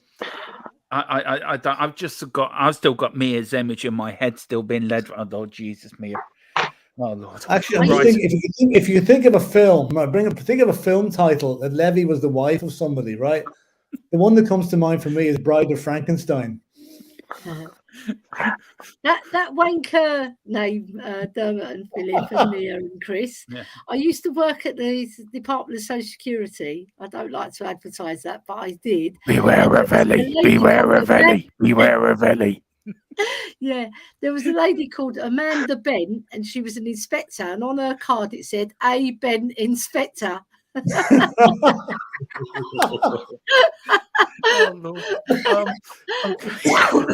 Right, Mia, you've started something in the chat now. David Clark's put, does she whip him as well? Oh dear. Tequila 316. I think I needed tequila after this show. Big up tequila. So is Levy the dom or the sub? We'll never know. He's the dom. He's obviously the dom at work and the sub at home. That's why he has to do it. Oh jeez, this show's gone a very different direction. Brazen Bulls put, you ladies and gents have put a massive smile on my face since I joined this evening. Respect to you all. Big up Brazen Bull. Well done, Brazen. Yeah, that's fine, Philip. Yeah, we may go on a bit after you, but we will. Yeah. No, thank. Luca saying, "What was? Where's Luca now?" Kummet's fun. Was that a beat? Has Spurs put 50 Shades of Profit? Actually, Philip, what was it? Come up with a film name for Levy and Conte. That's actually a good one. The best one will get comment. Film name for Levy is the wife, and anyone else is the husband. Yeah, the best one we get the comment of the night. We will do. But Dermot, I have a question for Philip, right? So if it's the Bride of Frankenstein, Philip, who's the evil doctor? Joe Lewis? Yeah, it could be. Yeah, I'm trying to think. Did you ever see that film that Mel Brooks made, Young Frankenstein? Yeah. Black and white with what's his name, Marty Feldman playing Marty Feldman playing the Levy character. Oh God! You see what Wayne Bonner's put? Oh God! Can I just say, me? Oh God! Oh God. Oh no! Oh God! This set me off. Insane now, this. Apparently, Levy is the gimp in Pulp Fiction. Yeah, that's true. Yeah. Lucas says Mia knows with a wink. Yeah. Brazen Bull says thanks. Rob Belcher said there's a large girl I'm at just a school good girl. yeah, there was a large girl at school whose name was do you want to read that out, Philip? Henrietta There Mountain. was a large girl at school. His name was Henrietta Mountain. Oh God! Oh God! How things turned. I thought Brazen Bull says I thought you said 50 Shades of Broccoli. There's Hasbro's put something in there. I think it's very relevant if it's true. Let me go. No, hang on. Wait a bit. There's another one. 2.5 That years. one. I think it's getting. Hold on. Yeah, that one. Yeah, Juventus have been handed. Yeah, Juventus have been handed a 15-point deduction. Oh, And he's also said verdict 2.5 years. What is that a ban or a jail sentence? I wonder. Let us know. Can one of you guys look on social media and see what you can find of that, please? I'll go and have a look now. I think Levy will be turning in his bed tonight. He'll be thinking I need a new DOF. If he's do you know? It's not even that. How is he going to stick the mobile into the prisoner cell? Yeah. You know what? Yeah. If we do deals. Well, there's ways of getting them in. Yeah. Hang on. Wayne Bonner has said. Wayne Bonner has said, "Where the hell is this show going?" I know I will get it back on track now. I wonder if it says here the FIGC court has also decided 2.5 years of. I'll let you read that out, Philip. That's a ban. I think the FIGC court is not a criminal court. Or maybe it is. I don't know. You can read that in the comment. Is inhibition mean 2.5 years of a ban or a prison sentence? 2.5 year ban for Paratici. It's a what? But from Matty Hayes, he's saying it sounds like it's a 2.5 year ban for Paratici. Well, that's okay, but that means that this could explain why we haven't found anybody. But Philip, can you read out Hasper's including comment England? It says that will be. The FIGC court also decided 2.5 years of inhibition for Paratici, 2 years for Agnelli and Arriva Bene, 1 year and 4 months for Cherubini, and 8 months for Pavel Nedved. So they've all been getting. Paratici has been deemed as the most guilty of a lot of them by the length of the sentence. Yeah. Has Paratici got a release clause? He might need it. Can we sell him a file with a cake in it? And Wayne Bonner with another super chat. It says, "This is the best Friday I've had in years." Well, look, that's what we're here for. But we will get back to Spurs now. I still can't get over Mia's comment about leading around with the dog collar. I think that'd be somebody. Mia, that is just really funny. It's a good job Paratici's not in jail, then, isn't it? Right. We'll quickly move on from that question. I didn't think it would go that way, but it did. Right, guys, I'll start with Philip on this one. I still can't get over that lead row. Mia, you're going to give me so many nightmares tonight. You really are. Philip, was this marriage always going to be the marriage from hell? And why? Look, no, for me, it wasn't. I mean, when you want a marriage from hell, you employ another ex-Arsenal manager. Then that's going to be from hell. But no, I don't think so. I think we all had brilliant feelings about this when Conte came in, and look what we did. We went from 9th to 4th. I don't think so. I'm sorry, I've got Philip. Can you just do that for me? Towards the channel PVC wardrobe. Oh my god! Oh Lord! Oh Mia, what have you started? I think every fetish in the world's coming out on this one now. Yeah. You see, when you said one thing and everyone took it. I tell you one thing. Situation. No, it wasn't a marriage. It wasn't made in hell. It could be made in heaven, but the devil intervened and you can put your own name on who that is. Mm. You know, so Ellie, look, big up Luca 14. Thank you for the super chat. I bet you if Bob Spur's watching, he's probably falling over the side of his settee how this show has gone a little bit. But anyway, big up Luca 14. It'd be Look, like we, it. we, for the questions, we might as well continue on the Paratici thing. Ellie, where does this leave our transfer dealings now? Who takes over? Right. Yeah, It what all happened? depends on what this 2.5 years means, you know, because I've just looked up what that means. It's not a criminal court. It's one that makes an adjudication, and it's like a conference court. But I So wonder, does that mean that ban only applies in Italy, or is it worldwide? It's including the UK. find that as well. No, Including the it's UK, is it? worldwide. I just read. Right. Can I just read what Alice Goda's just put up? Yeah. Sky Sport Italia reporting in the last few minutes that Juventus have been handed a 15-point deduction. The federal court accepts the request for the revocation of the leakage process filed by the FIGC prosecutor, thus opening a sports proceedings against Juventus. Now, he's saying also the ANSA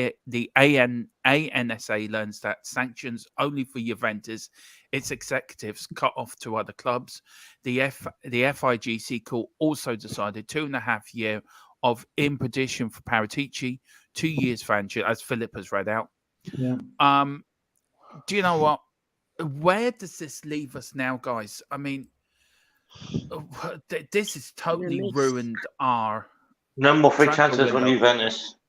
You what, Philip? Chris? No more free transfers from Juventus. No. So, Wow. guys, I mean, we're at Ellie. Sorry, Ellie. Where do you think this leaves our transfer market now? It's basically in a mess now because, I mean, it means that he can't deal with anything, I presume. He can't deal with any transfers. So that means we'd have to employ another DOF, I presume. Because we can't wait for 2.5 years while Paratici is no longer. Because if he's banned for 2.5 years, he can't deal with anything internationally either.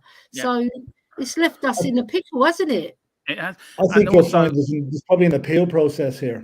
I would say so. Every sentence that has an appeal process. If there's an appeal process, the sentence won't kick in until the appeal has been heard. So that could be the case. But this is not the first time Juventus have been caught with their hands sort of in the till. No.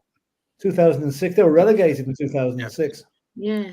Naughty boys. Mia, what does Brian Bonner's asking now? We'll start with you, Mia, and then I will go around to the rest of the panel about this. Where does this mean for the sign of Bentancur and the loan of Kulu? I assume with the deduction that they're getting, that it won't affect it because they've effectively, I don't know, like they've punished them. I don't think if the deal's already gone through and they've signed a contract, they can't just break that contract that they signed with us. They're contractually obliged to us now. So they can't just break that. And Chris, where do we go from here? And I'll go back to you, Philip, with the Italians and the corruption side of it. I would love to pick your brains on that, but I know you have to go soon. Chris, where does this leave is our transfer window in tatters now? Chris is on the phone to Paratici. It might not, you know. It might not. This might be the thing that's been holding it up. This may be the thing that's been holding it up. Paratici hasn't been able to do his job. But like, surely there are other people at the club that can deal with transfers. It doesn't have to be. If we identify the player, it doesn't have to be Paratici that does it. And let's face it, the bottom line, the last signature that'll go on, I think, is going to come from Levy anyway. So, you know, I wouldn't be too concerned that it'll affect our transfer policy if we have one. Yeah. Are you okay for one more question, Philip, or do you have to go? Yeah, one more. I'll have to go after that, unfortunately. Okay. I'm sorry I have to go, but I'm committed to going at something. No, well, we know you're doing another great job for Ireland for the next week. You're out, showing our great country, and you're the new Minister of Foreign Affairs taking over for Stephen Coveney. So I'd be dangling my feet in the Atlantic Ocean for a week. That's what I'll be doing. See what I mean? Yeah. You see, you're getting THFC till I die, and you get to go to Lanzarote, all these exotic places. And Philip will be coming live from the beach at some point, or an Irish pub. I'll start with you. Yeah, Philip. there's plenty there. Right, Sorry about that. That's all right, Chris. Chris, very quickly, any more deals on breaking news we've had about Paratici? No, it just looks like it's a standard 2.5-year ban for him, and it looks like it's going to be it's included in the UK as well. So basically, it's Chow, baby, and Paratici. Unless he appeals, like Philip said. Unless it appeals, as Philip said. Right, will he stay or will he go? That's a great song. Philip Beyond the Drums playing that. Will he stay or will he go? If he goes, who would you like to see replace him and why? For me, I would love to see Thomas Frank from Brentford come in. Brentford come in managers. Good project manager. Good. Look what he's done wonders with Brentford. Or Eddie Howe, but I don't think Eddie Howe's going to leave Newcastle. But for me, Thomas Frank from Brentford, he would be my pick if Conte was to leave. Will he stay? Will he go? I think he's going to stay because I keeps talking about I'm here for the project. I'm here for this. I'm here for that. But with this Paratici news, with his pal going, with all these gone through, I don't know. He needs to come out and confirm one way or the other. But for me, Thomas Frank would be my choice if he was to go. Philip? Yeah, I think he'll stay. I think he'll stay. In fact, now this Paratici news has come through. I think it's even more imperative he stays, because if we lose Paratici and Conte, we are really, really up the creek. So at least keep one of them there. And yes, but if he did have to go, I think Thomas Frank is a decent choice. But then again, some managers that can do well at small clubs don't move up well. So I'd be a little bit worried about that. Maybe better go for a manager that's got a bit more high-level experience.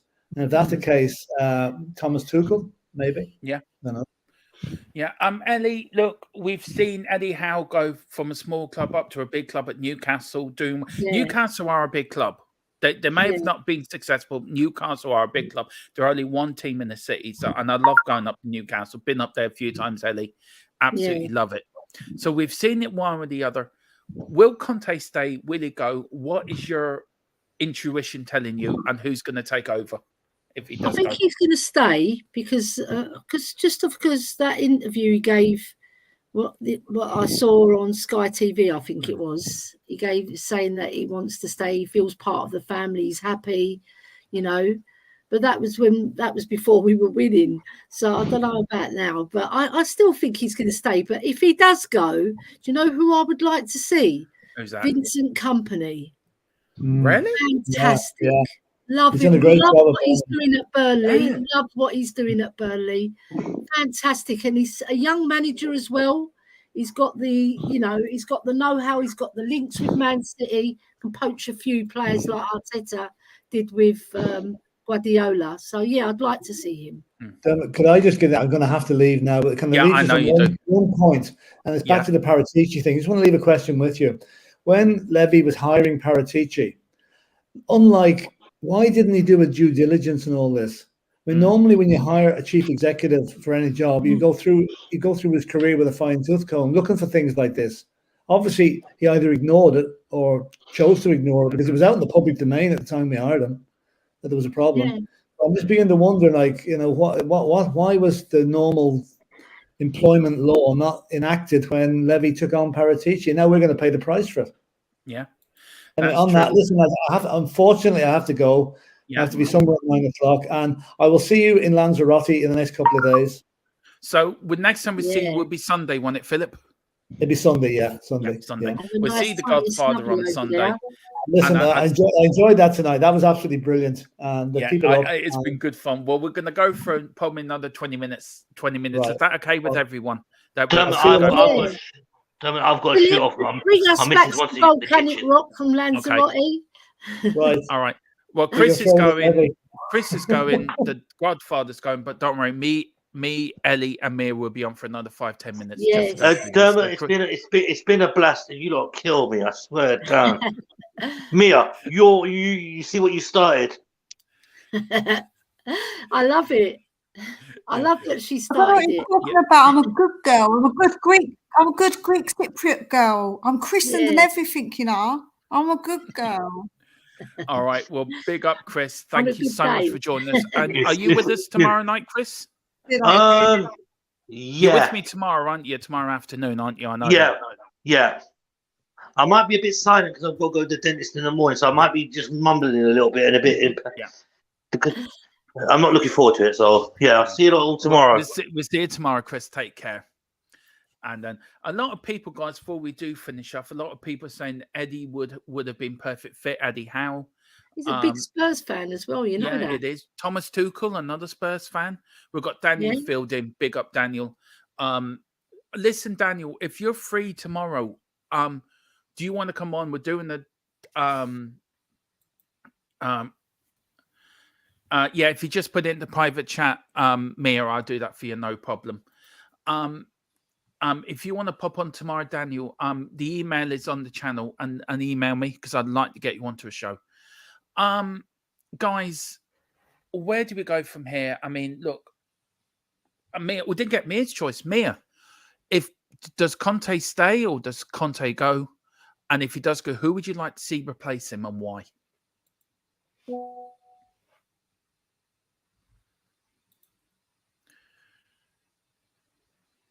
Mia, are you there?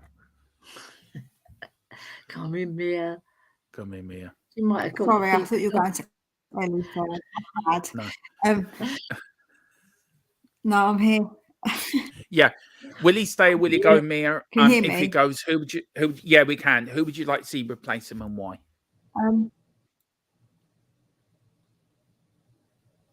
I think he is. Oh, Joe, what? It's so hard, but I've got a feeling he's going to go, and I think he's going to be pushed before he can walk, because I think that Levy will get like no pressure on him. It's going to be high, especially if we keep losing games. I don't want him to go, but you know, it's difficult. But if he was being replaced, I actually don't mind Tuchel. Yeah, I don't mind Tuchel, you know. I know people might not want him because he's ex-Chelsea, but I like him. And also, I think he played with other, like a team which hasn't got a lot of like money. So I think he might be an okay fit, actually.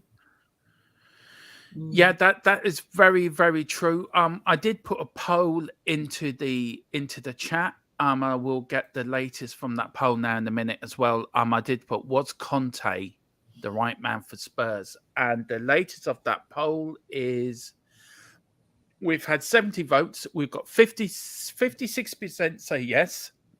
Yeah. And say yes, he is the right man for Spurs. 44% say no. So we're going to leave that poll open for another 5 minutes. Yeah. And then we will hang on, just let me get that. We will let you know the resumption of that. Guys, look, we where do we go from here now, Ellie, with all this with Paratici and Conte? And do you think this is why the players are being affected by all of this? We had it when we had it with all the scholar stuff back in the day, didn't we? That it affected the players. Do you think all this the players would be do you know what's happening? Do you know what though? These players, right? I don't think so, because they're just not good footballers. No. Three quarters of them are not good, and a quarter of them are good. So if we had it the other way round, I would say yes, it would affect them. But these boys, they can't even pass the ball 5-10 yards without it going astray. Or if they do a long ball, it goes astray. So I'm giving up on a lot of the players. You can list them. You don't have to list them, really. You don't, because everybody knows who they are, and you know who the ones we want to keep. So no, I don't think so, because they just throw people under the bus anyway, don't they? But when they know it's getting tough and training's getting hard, it's cold days at the training ground, and they don't want to put in the legwork. Yeah. You know? Even if they do, though, Dermot, are they good enough? No. I don't think so. Look, And the last question here, if Conte gets the sack, guys, and I'll start with you, Mira, on this, if that's all right, Ellie. Sorry. If Conte gets the sack, do you feel that's the final nail in the coffin for Levy and co? Mia, we will be asking this question tomorrow night as well in the now changed of we now know where the Don is. It's the post Don show. Is this the final nail if Conte goes for Levy and Enoch, Mia? I think there will be a hell of a lot of pressure on them, definitely. But I don't know if they're going to be quick to sell up. I really don't think they're going to be quick to do it. So it's really like they're going to probably hang around for a bit longer, but they're going to get a lot of pressure, a hell of a lot of pressure, because obviously now they know, don't they, that they're going to be in for it if Conte goes. Yeah, you can see it's brought a massive smile to me and Ellie's face. For remember them days, don't we, Ellie? What was it? 10? What was it? 9 forward and about 1 in the back. That was Ollie. Ardiles. Yeah, Moondog with the super chat here. Big up Moondog. He says, "Bring back Aussie Ardiles." Oh yes, please. Yes, please. Love Bring back Aussie. Aussie. Big up Moondog. Definitely. Thank you so much for I the don't super think it's chat. hard to take it though. You what, Mia? I don't remember Ozzy obviously playing myself because I was too young, but No, he is. it's a shame, I loved Mia. him as a player because I watched him. Obviously, I've watched videos of him, and that's why my dog is named Ozzy because I love him so much. I named my dog after from him. So Yeah, for me, I remember as a manager when he had Klinsmann, Dumichescu, Popescu, Antonin, and Nick Barmby, the famous 5. Do you remember them guys? Booting forward. Sheringham as well. Yeah, that's true. Big up. I love if Peggy. if Conte gets the sack, Ellie, do you feel that is the final nail in the coffin for Levy and Enoch? Do you know what? I really do think that will be the final now because the fans won't have that. I know they're coming out 56-44, but if they voted like say 3 or 4 weeks ago, it would have been different. It's because we've had a couple of losses on the bounce for Arsenal and Man City, and fans can be fickle as well. Fans can be swayed. If we get another couple of wins under our belt in the next few games, 2 or 3 wins on a trot like we did last season, we went on a really good run.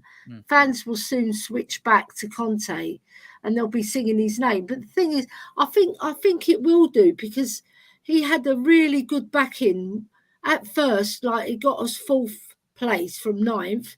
So that was an achievement in itself. And I do really think the fans will come back on Conte's side, and it will be the final coffin in Levy's coffin, the final nail, sorry. Yeah, I really do think that. I do too. Daniel Field says, Bambi, man, that's a blast from the past. Woo-hoo. Yeah, Nicky Barmby. Yeah. He had really bad legs. Yeah, he did. Circulation in his legs. Yeah. Wayne Bonner says, if Conte goes, then Levy will put Mason on charge and the fan base return. Yeah, I think so. Steve D says, I won't, Ellie. His football is horrible. Probably talking about Mason or Mason. Mason is then Wayne.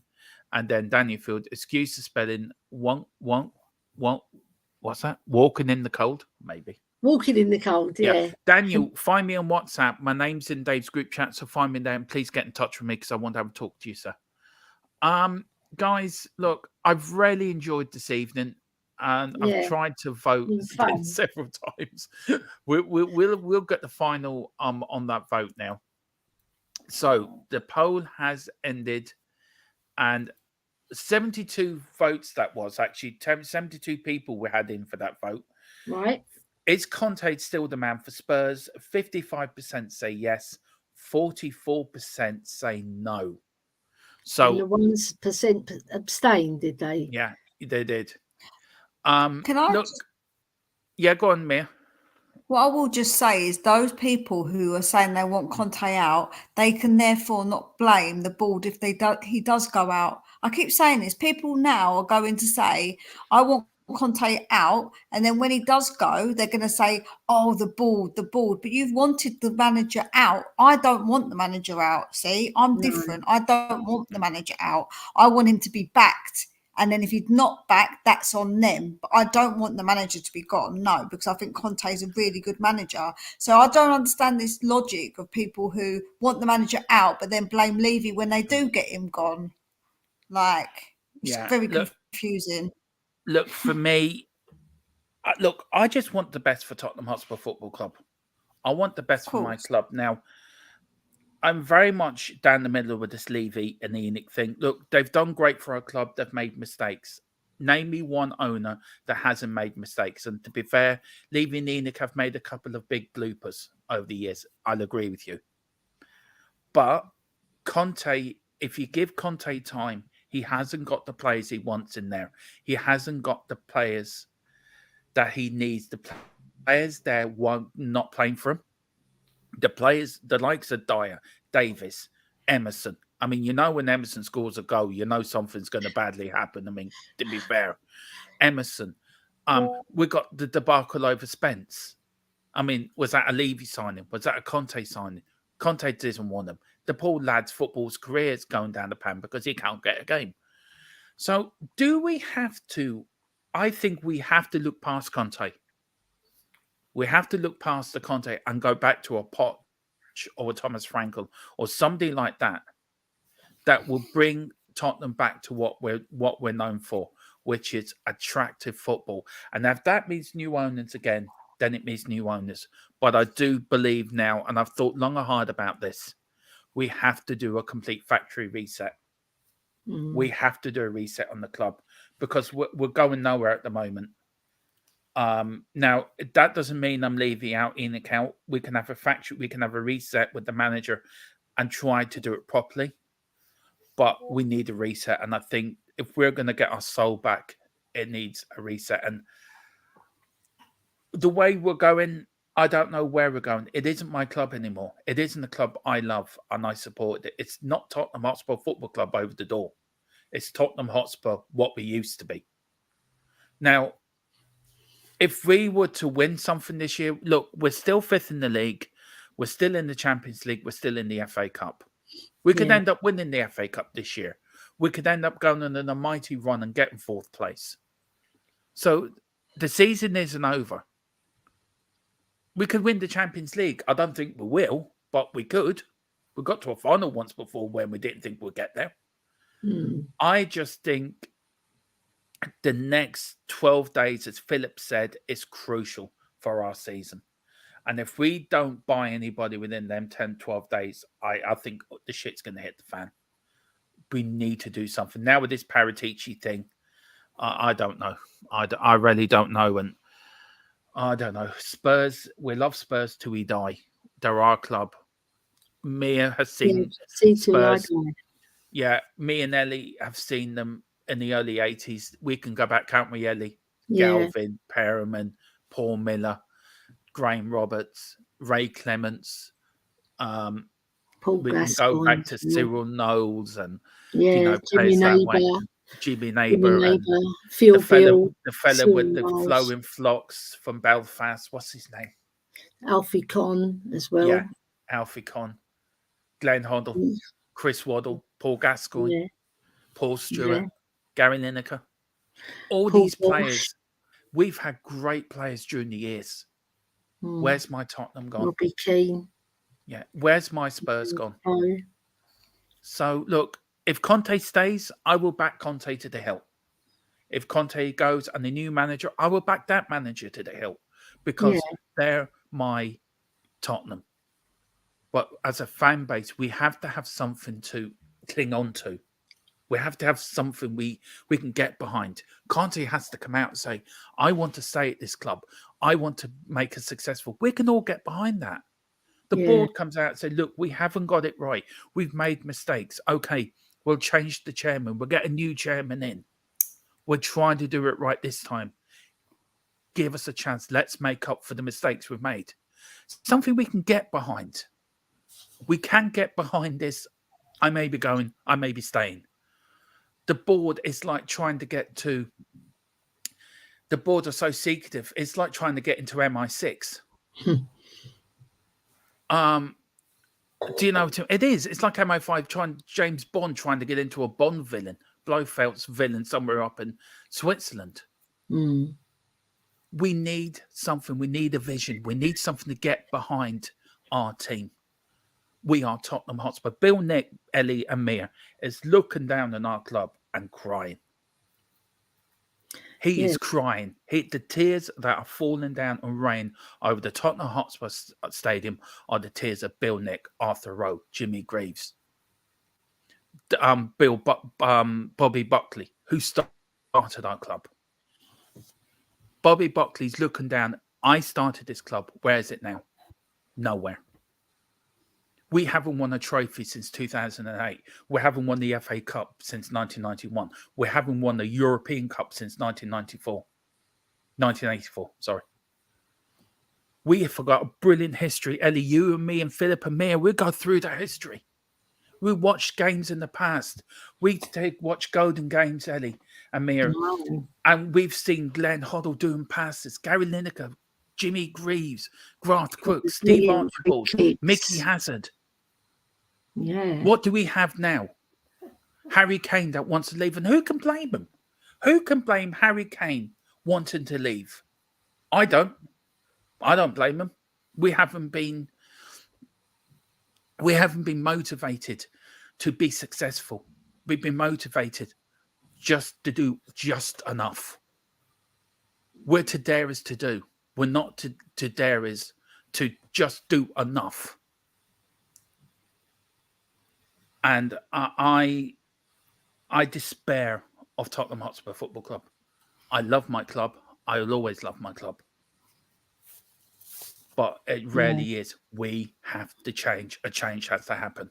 If that's behind Conte, let's get behind Conte. Let's see. Why does that keep coming up? Are you bringing that up, Ellie?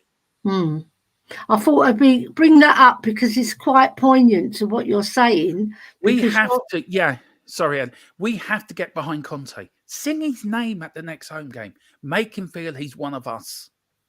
Make him feel he's one of us. He's struggling. He's on his knees. Let's bring him up the way that we know how to, the way Spurs fans know how to. This lady next to me played for Spurs lady. She started it all off. She's a Spurs legend. She started the women's game when it was not even fashionable to start a women's game. She played in a park. There's a picture of Ellie playing at 11 years of age, playing against Manchester United's women. She's now an ambassador for Spurs and her game too. Mia below, another such a brilliant person to have on this channel, her own channel, a really passionate Spurs fan.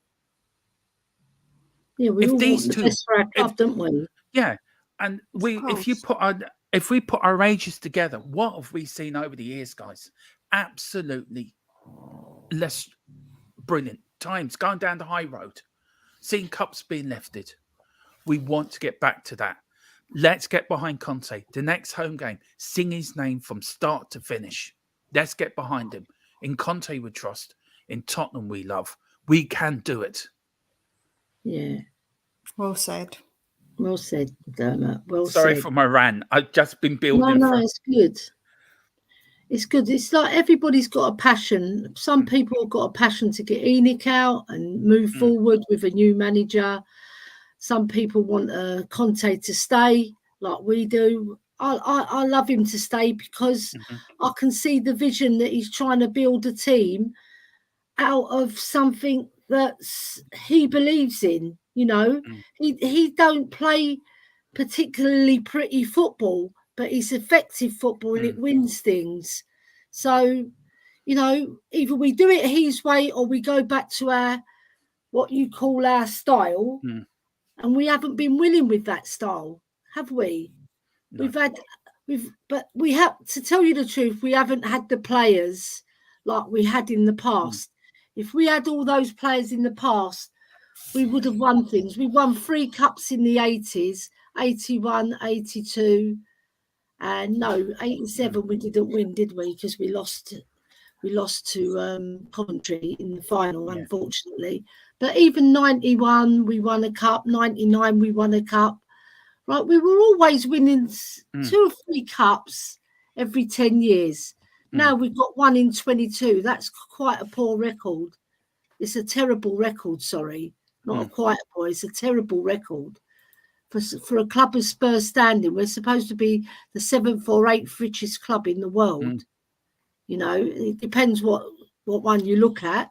But even if we're 10th, we're not acting like a 10th richest club in the world. We're acting like a second division team. You know, and we're not pulling the players that we need to pull to our club. Look, Arsenal got Trossard this week. He's a very, very good player. He can score goals. And they got him in front of us because we bid 12 million and they went in with 21 plus 6 million add-ons. It's not right. What's happening? All right. Some people may say, oh, he's not going to take us to the next level, but he's a decent player. He could have come in and scored us a few goals. You know? I agree, Ellie. I agree with you. Very good player. He's a Belgium international as well. And at Brighton, he's excelled. That's why Arsenal snapped him up. Yeah. I just want to big a shout out, Ellie. This is a Man United fan, and he always comes in with really lovely points.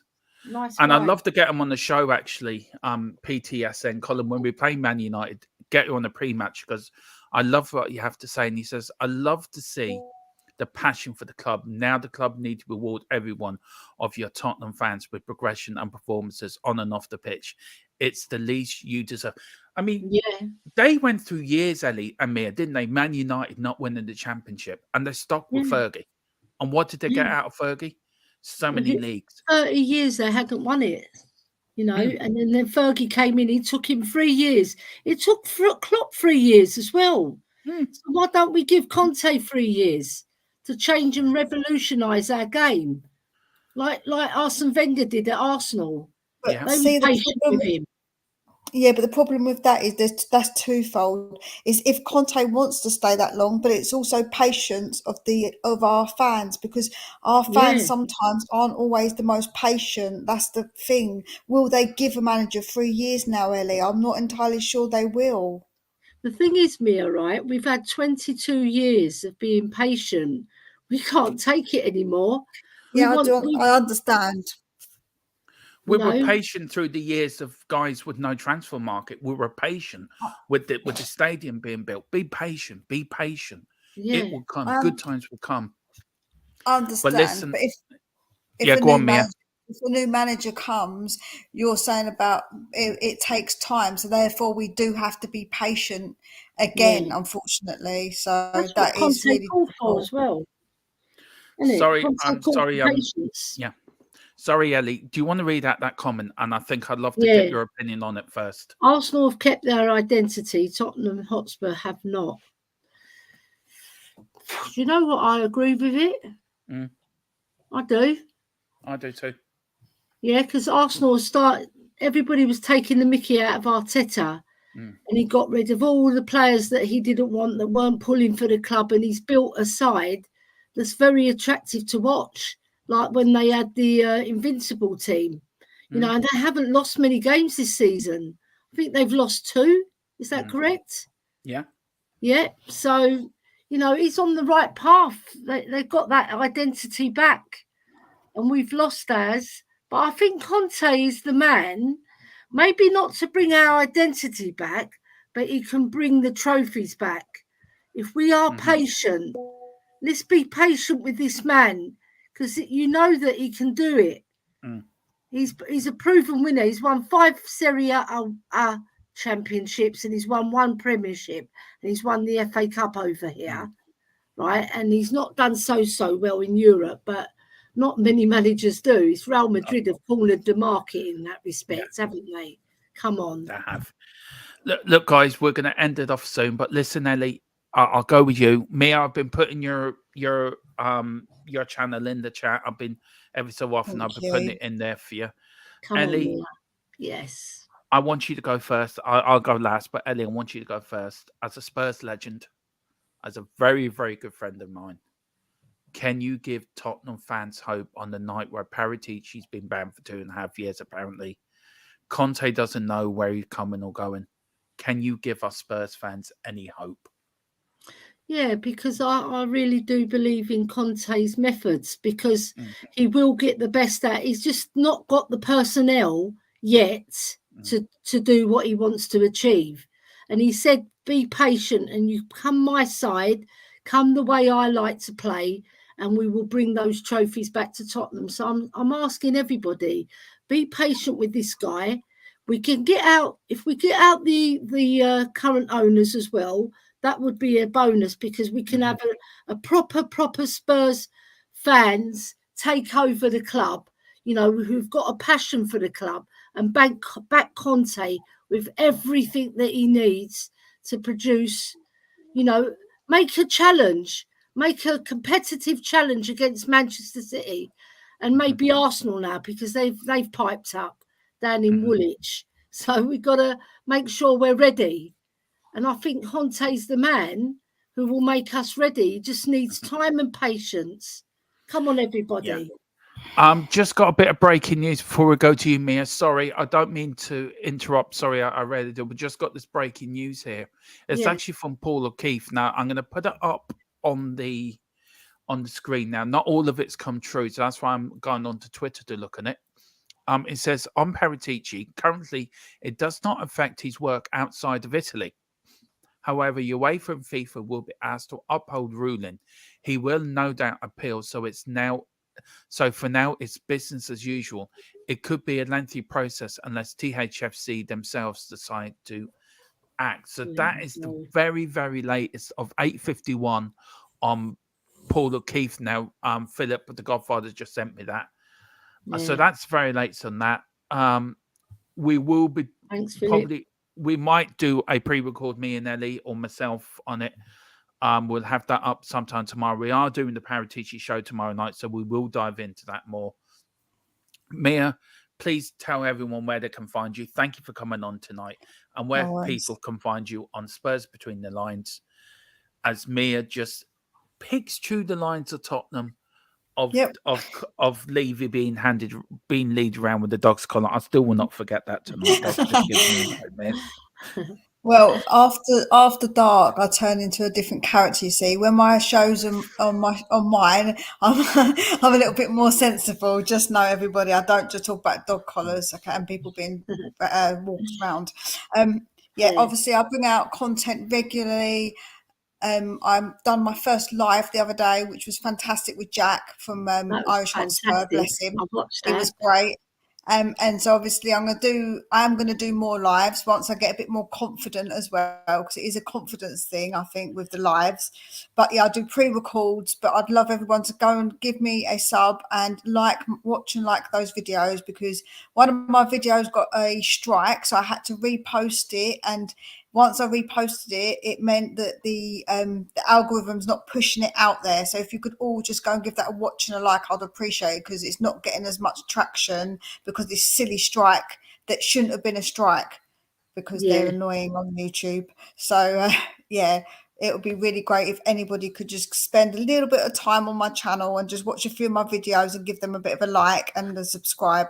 I'm just starting, so you've got to bear with me in the fact I'm getting used to talking to myself.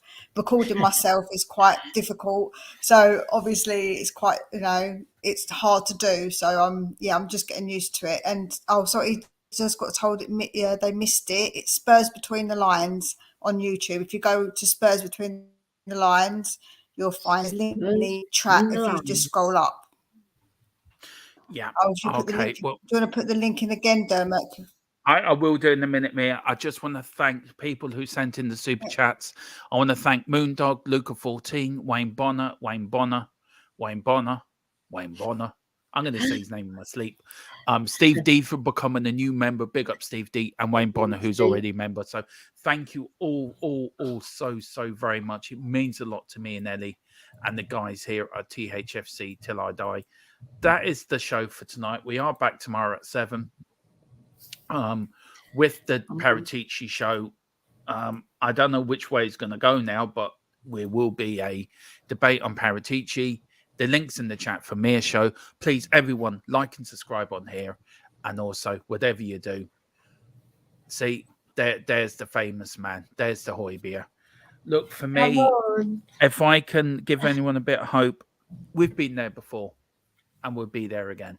We will see the light at the end of the tunnel. We are Tottenham Hotspur. We will rise. We will be successful because we are the Super Spurs from the lane. Good night. God bless. You Come on, you Spurs. Spurs. Come on. Come on, you Spurs. Come on. You Spurs.